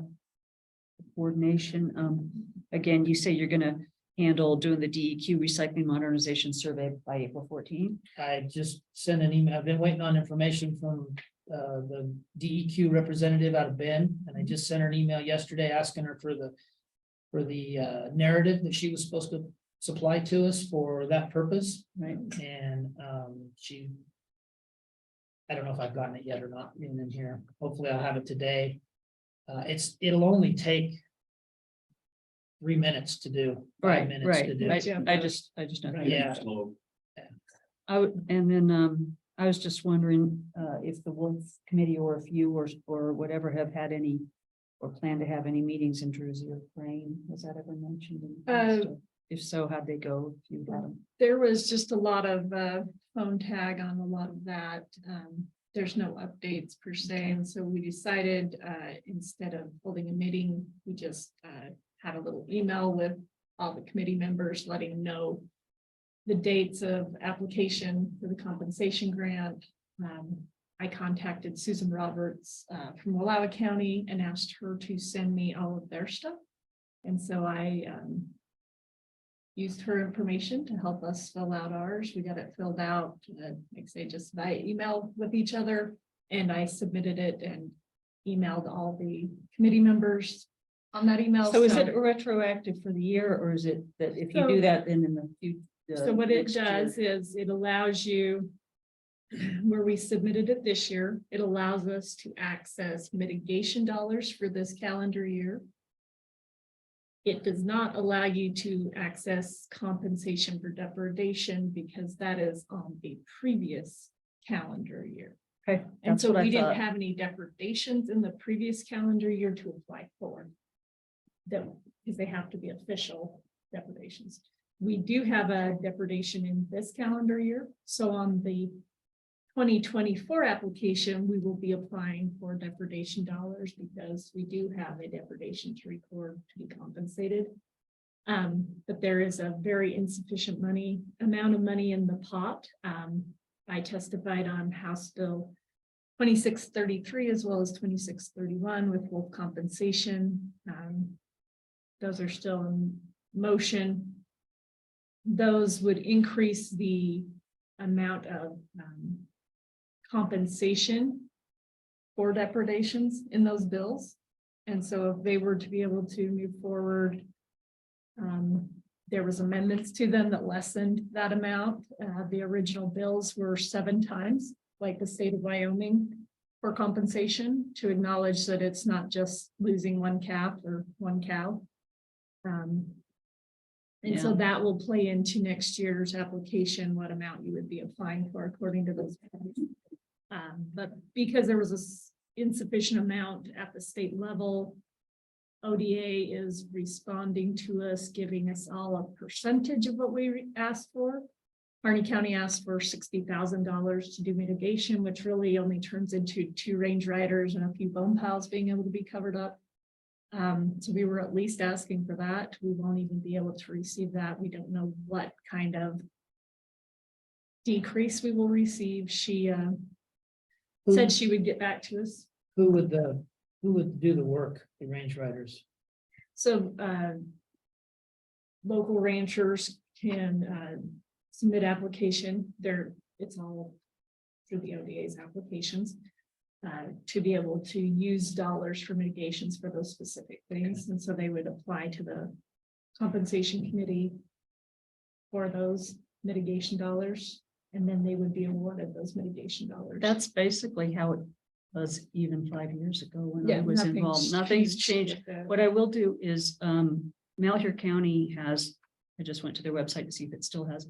They have a really good page with links and forms and things in case that's helpful to us moving all on forward. the ODA's website. I just wanted to see how Susan had filled it out pretty much before, so that when we looked at it, we knew what other counties had Well, it might be good for submitted. input into to our webmaster for at least another page or our website in the Yeah, future, we could because even then, just link over to the ODA's page. It has because I mean, everything. theirs there. is really user friendly, and I don't know what how ODA's is, but the county ODA's one was is pretty good. Malheur's pretty good. I'll send it to you anyway. Just But it There are could be a funds. potential. We do have some funds, and I don't know off the top of my head, but there are some funds in that wolf fund. Yeah, that would be a discussion. was it like $1,500 or something? I mean, it wasn't a lot. I don't remember. There's not a whole lot, no, but I wasn't sure what the, What I happened mean, was what do you, I mean, is it market value for a That's, livestock? well, or- the thing about Malheur County, and maybe Only market. they have compensation rates and everything on Malheur, but again, whether it's exactly. Well, we have to Similar. look at sales in our region, and so that's one of the duties of the compensation committee is to go out and find those market reports for our region. And so that will determine our compensation rate. Now, the Loudoun counties was $1,250 per head. Which, if you've had a wolf depredation, that doesn't really compensate you. That's why the legislation has been introduced to try to address proper compensation. Proper. Well, back before I was on the Wolf Committee, the way that money got into the county budget was the producers just said, we'll just all kick in. I believe Commissioner Dan Nichols had been reaching out to folks.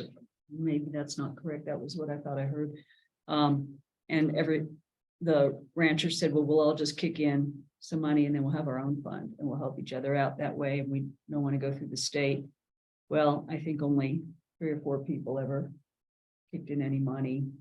And one of them requested it be returned when nothing was happening and the program didn't seem to be needed at that time. So that person got refunded and then they didn't remember who, it was one of those. Party was. Yeah, it was like, okay. So it's better to have it more formalized, I think. But we at least could, so this is maybe the discussion at hand in the budget process. Can that fund be used to receive the funds from the state for the compensation program? I'm sorry, be used to receipt. The compensation that we're asking ODA to provide to the county. So the county receipts it and then the compensation. The place to receive it to. With Into the that, funds into that that. you mentioned.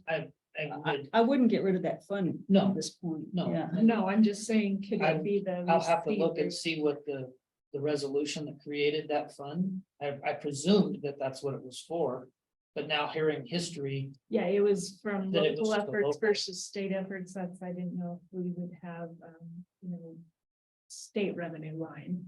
But maybe still be able to use that fund. I'll have to look at it and see what the revenue source is for it. If Well, it's and already got a revenue line. I from the could state, have DAG pull it up and read it for you. well, so the you don't have resolution, but I the can look at resolution. the budget itself. I can look at that fund itself. 'Cause I would assume that was the original intent, was it would be able to receive either, but. Next thing would be to start looking at a date for a work session around the cemetery care contract. I think that would be a good discussion. I don't think there would need to be a lot of changes, maybe just an extra little paragraph or two in there if we're gonna Yeah, want I some don't services, they know, don't. folks, that reached out to you if we wanted I have, some actual change in programming. I'm not Yeah. sure what they were proposing. well, Judge Ratio had, yeah, he was saying, you already said you're gonna do this for the A&D side, do it for mental health side also. And for the services to the correctional facility here, that would be where if there was agreement on them doing some type of alcohol and drug treatment services for inmates in there, that is not the category of a crisis response, but some ongoing Oh, they don't service. No, they don't do anything, but if it's a true crisis, that's it. And that is so needed. And part of the reason I believe is that OHP is discontinued for these folks when they're in our jail, and therefore cemetery care might be concerned they can't get reimbursed for it, but we get these funds, we get to decide how the contract goes, and if that just eats into some of the, and they've got $4 million in the bank. They're doing good. Helping. They're doing good. Um, And that's where we really. so the Wolf Fund is Fund 240. It currently has a balance of $2,500. And the revenue line is wolf compensation donations. So. Yeah, that was so- when people were just donating. So I wouldn't see why we couldn't just create another revenue line Mhm. for state funds when that becomes available Yes. and put them there. When is this, when are they looking at probably passing that or whatever? Would it be? Would this they give the legislation? mitigation after July 1st? Would they give you the mitigation? I or- would be shocked if we get it before the end of the calendar year, but I will Oh, check. them. Okay. Because we can, whatever funds we get, Because one of the requests in one of those bills was to be able to compensate quarterly and meet quarterly to do that, because currently it's only set for in the fall.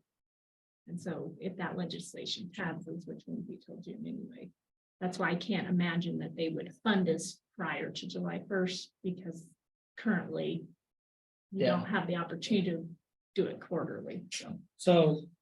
so funds that we would receive in the next fiscal year, we can create a revenue line when that happens. The issue is appropriating them for use. And then that might, depending Which on the we would amount, know before the budget process is over, what that amount is. She should be getting that to me this week, what that amount. So there might be time to fill in something Right. for now and then just do a Um, resolution to adjust if needed. They had a death in the agency, and so it's delayed their process. I've been hearing that for a while. Hopefully it's just the one death. Yeah, it was just one that it's a freak accident on one of their coworkers, but it. Oh, gee. and So we'd have to- everything into chaos last week. we'll have to create a revenue line. And we would have to create an expenditure line because it looks like the expenditure line that's in there right now is predator costs, wolf compensation fund. It's, again, it's budgeted at the amount that's in the Well, fund we of might 2,500. need to create 3 lines according to the ODA application for expenditure, because you have one that's a known degradation. One that's mitigation, and then there was another type of degradation line in there. Possibly, but just one simple payout line where it comes from might be sufficient as well. I'll have to check with. To see what again, we're gonna have to check with the resolution that was done to create this, and that resolution may have to be updated as well. Yeah. Okay. Good luck. We'll get it sorted out. That's what I was going to. Actually, Bring it did I along. give you any wolf stuff? Yeah. Was there a resolution? Was there a resolution? Because that fund was created quite some time prior. I know, but did I give you any I don't believe there's a resolution. paper materials? You emailed me everything you had.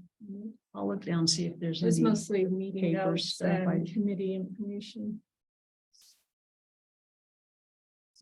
I'll glance through if I still have any old Yeah. stuff that's helpful on So date of there's- something, I'll give it to you. There's 4 categories that you can request grant funding for. And so that would be if we want to document within our own funds, which one of those, because right now mitigation would be the only thing we can hang out on. So you're saying grant funding, is the committee gonna be the ones to decide who They gets the are. funds? By statute, they are. Are they going to administer the grants? Or are we No, they- gonna? I think count- so. We We have, formally make so them. what it is we have an administration cost that we write in. And so the county has to pay $300. We get to receive that. So this is why I had a lot of counties send me theirs. Most counties put down $1,000 for administrative fees. The county has to come up with 10% of that. And so if you see in category 5, the county must contribute money equal to 10% of the total expenditures incurred for implementing the program. Most counties put in $1,000 right in that will pay $300 of that 1,000. And I would like to say that so far, the Wolf Committee in Harney County, including up to today, as far as I know, now that you've applied for the depredation element, it was not considered a compensation committee, although that is a function it could evolve to. It was Actually, called an in advisory in committee. statute, they're one and the same, if you read through. Well, I'm saying at the county level, as I sat in your position with them a few years ago, that it was clarified that at this time, it's an advisory committee to the county court on things. If they ever decide, and we would take a vote back then, and the Wolf Committee member said, no, we don't want to do the program yet. We don't want to. Now they do want to. So just, there might be some clarification, because before it was just kind of a Wolf Advisory Committee. Now it's going to do the compensation. If there are any I don't believe clarification. we have any need for clarification. Let me read to you the piece up here. So my So question, it just says, counties must meet specific requirements, establish a county advisory committee to oversee the WOLF program. And then, well, we had the guy from I mean, that's what we've the done. state We've at our established a meetings who said committee. you're not a compensation committee yet till you apply for the program. Yeah, and by applying for it, Right, so your we're WOLF becoming. advisory committee becomes your compensation committee Well, once we- they apply for it. Just clarify it. I mean, so my question still remains though. What's the process? The individual, the rancher, the producer, Yeah, just- it's. set they, as- they, submit a request to the committee for grant, for reimbursement of their loss in livestock or whatever. The committee makes a recommendation to, or grants it or makes a recommendation to pay it, and then we get an invoice here to pay it. Is that? Essentially, Okay, so I just want to get to the point where it's not the county, I mean, it's an appointed body by the county, but it's not county. The treasurer's office or the clerk's office or whoever that is making the decision and No, it's- doing it. this body, Okay, as in statute, this is all set through statute, how it's done. And so we would just be following the process that's already set forward that other counties already follow. so the treasurer will just receive an invoice to be paid. the committee establishes the compensation rates and preventative financial assistance request forms, et cetera, which are Yeah, downloadable. And then they make, I believe, the decisions on who gets how much. They do. And so I don't know that it would ever come back on us as a county court if they didn't, if there were objections to their decisions. I don't know how that works. Well, I would presume that the committee is gonna have some kind of guidelines Yeah, the guidelines are already set. on forward. what's eligible and what isn't Well, eligible. depredations aren't questionable. Those have to be done through ODF&W. So it's posted online. Who was depredated. But if there's not enough money to compensate them all, then Well, That's great. depredations are already prioritized, so any funds you receive, if you have any depredations, have to be paid first. That's already set forward in this, so if you have that, and you have funds, those are your first things that have to be paid out. Then you Before can any spend money mitigation. on mitigation. You have to spend at least 30% of whatever you've requested on mitigation. Most counties actually end up spending about 70% of what they request on mitigation. Which becomes the irony at the state level when we have all this discussion on the compensation fund at the state level, because they're always screaming that we're not spending enough on mitigation. We're like, well, we're already spending 70% of what's requested on mitigation. So Theoretically, mitigation helps prevent loss. that's the hope. That's why we're looking at acquiring some dollars for mitigation and see what we can do to help folks try to prevent loss. Is that still in the process? That She- legislation? Yeah, it had a hearing last Wednesday evening, I believe. It was an evening meeting. It was an additional meeting that they had to hold because there wasn't time to finish the hearing on the original hearing date. So they rolled over half the testimony to the next evening or the next Monday evening. It was on Monday. So I ended up testifying Monday evening on it. Nash and others testified Thursday of the meeting. But it did then go on to a work session, so that's favorable. Okay, I guess we wait and see how that turns out then. Yeah, and like I say, the amendments, one amendment was asking for just twice the compensation. The other amendment on the other bill was asking for 5 times the compensation. Both of them are recommending that instead of paying out on missing livestock, that be struck moving forward. So that would change some of this because right now you can apply for missing livestock. And it's been such a controversial issue with all the conservation groups that everybody's kind of like,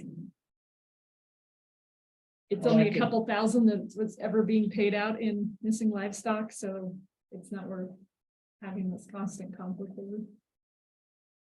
So they want to change it to a confirmed depredation. So both of these bills recommend removing the missing livestock. Well, thank you for that update.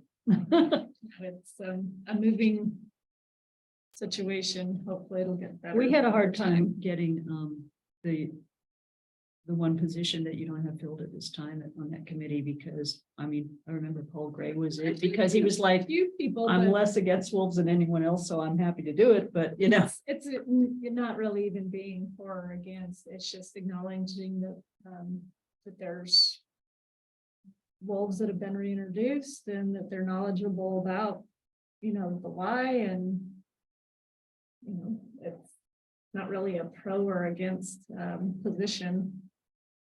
Conservation is just acknowledging that they're here and that the federal government dictates that.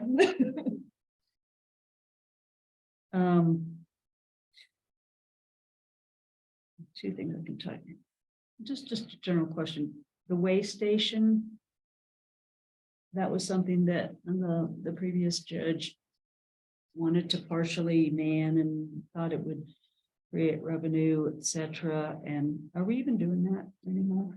We're not. It's my understanding that the person that they had hired for that was, you know, eager to do it and interested in doing it, and they got him trained up. I think it was a corrections staff member, and they got them all trained and then they left. Okay. So there is a request in the budget for that position basically this year.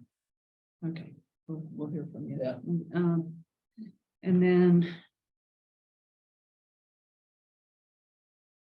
I think maybe it would be good for us to hear, even if it's bad news, maybe a presentation by the biomass folks at some point. I went to something late yesterday afternoon that was about building the forestry sector, etc. And Lori Cheek was there. She's one of the very active people on that. And I understand there's some big challenges that they have. And I hope that we aren't holding the bag for some of that. However, the fact that we heard for the first time that the Veterans Village is not going to be heated by biomass, that was news to us. When Maybe, did you maybe hear it's that? time at the department. Oh. Angie. So maybe I never invite heard that. Angie to give us maybe just an update on the Veterans Village first. We can just hear that. And then if we need to. I'd like to dive hear an deeper. update from the biomass. It's been quite some time. They-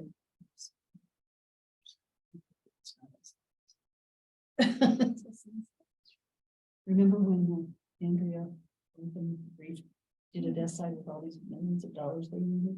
I think it's gonna be that. But I don't know. But since we're heated by it. Yeah. I will reach out and try and schedule those for next county court. Are Thanks. you attending the biomass board meetings? No, I don't know when they're holding them. I haven't been invited. I Oh, just- that's not been. They don't, Send that out. well, You no, have a position. I, So they should that would be be something we need to know contacting you. about. Wire on that as well. Yeah, we have a seat at that table, but The company, always the met company regularly. that provided the technology and helped build and install the system and has done a few of them is not, I guess, playing anymore, and they're in Austria. There's, So it's But one of they those have been things. The where- company out of Idaho that was now providing their servicing, and it was better last night, heard that.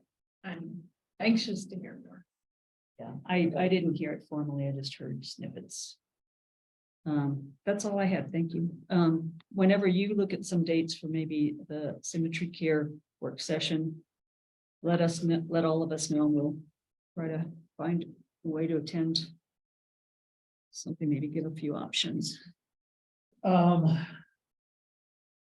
At that work session, do you want to, is this just a work session between cemetery care and us, or with the sheriff's office? The other, just make it just a big conversation, and then. Because it might be that. I don't think it's gonna take much to update the contract, but we just want to really see if we can fill the community's needs. You might want to involve the hospital as well, because they need one. Well, they come to the lip sick local public safety stuff, and I know a lot is discussed there on responding to some of the folks that end up in the jail, et cetera, but yeah, I'll give them a call too. I mean, it's a little different, but yeah. There's safety rules. This is just some leftovers from my NRAC meeting last night. Oh, That I'll share with you guys. Was that topic discussed about the? Well, I see that, I recognize the map. I just have some hard copies if y'all want. oh, thank you. So the NRAC discussed, the trade corner community collaborative last night. As Judge Hart and I discussed, I'm planning on going, and I believe you're thinking about going too, so. 10, wasn't The it? 10th, so if that's the works of your schedule, we can coordinate that, but. I had, from the original email, there was a map included. I had him send me an additional map, Alex Stoneman, that included the county lines. I thought that was helpful for me Oh, yeah, personally. yeah. So that wasn't out in the original email, if anybody will receive that. And if anybody, wants to attend, it is open to the public. Did you attend the last update for our, maybe it wasn't this, maybe it was, The lit. yeah, the lit. Yeah, I've been attending these This mostly is gonna affect Lake County then. mostly, yes, there's portions of Harney County. The other thing that we discussed was, in the federal registry. Jeff provided us copies of the new proposed rules that are coming out. He's asked the NRAC to help him provide some feedback for commenting. He'll be able to provide feedback. The county will. I'll be reaching out to Dominic regarding this, and then the NRAC is also planning on potentially providing comments on it. Jeff had not had time to fully read through it prior to last night, so we have It's scheduled to be on the May agenda for the NRAC, and we might also have one more additional meeting after that meeting to finalize comments. But it will be something that will kind of endure through 2023 after the commenting period, and then it moves forward. So as we set focuses for 2023, this proposed rule is going to be one of them. House Bill 3602, which was the House bill that the NRAC helped develop, will also be one of them, in trying to figure out how to move it forward in future legislative sessions, things that didn't make it through this one. Carbon sequestration is something that they're going to have some folks come and present on in the future. Stewardship contracts, as that is changing, they're going to keep a pulse on it. And then Oregon's 20-year landscape goals that are related to Senate Bill 762 is also, landscape resiliency strategy related to Senate Bill 762 is also something that they'll be prioritizing for 2023. And that's what we discussed last night there. It might be of interest to you guys as well. I do have some additional copies. Actually received an inquiry about this from a member of the public earlier this week. They want a hard copy. Jeff provided us with some, so I might leave these with you, Tammy. If anybody wants one, I'll send them up to you so that they'd be more available to the public. He provided us with some extra copies, so.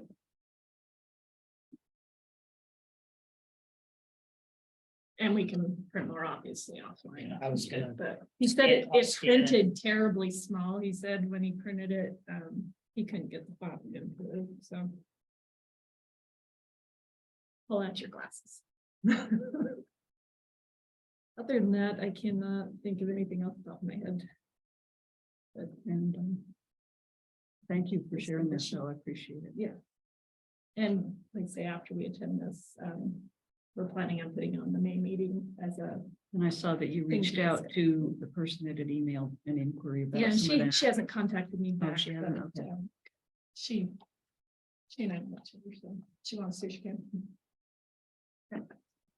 But I have had some other community members contact me that are planning on attending meetings. Good. She isn't particularly a direct stakeholder in this, some of those are. Anything further? For the good of the order? General discussion for the record? This is my restaurant. Oh. You have Enjoyed done you. an amazing job. Thank you for the public record, for helping us when we have to search what was said in the past. I like the balance you struck between, try not to say a word for word forever, but yet capture the main points enough that anyone could read it and get something out of Yeah, I it. think even the newspapers like it better. It was a great improvement, and it's for the public good. So thank you very, very much. I know it takes a lot of effort. It's not necessarily fun to do it. It's not easy to do it, but you do it and you do it well. MJ coming to meetings, it was the writing part that was not so fun.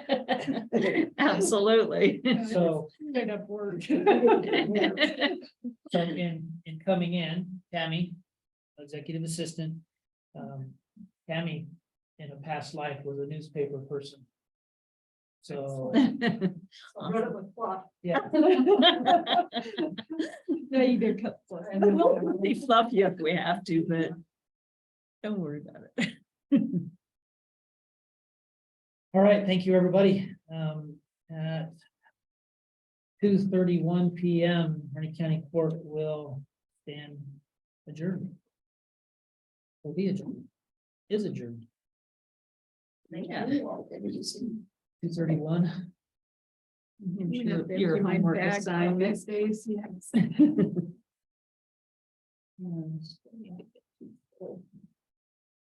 It's gonna make some extra room in my desk drawer. So. Who will be taking my NRAC meeting minute? So is she still? I'm going to. I don't care. I don't care about that. I just, it's after hours basically and whatnot. It's just. My I know. point was that for this, Yeah, no, I'm more worried about myself.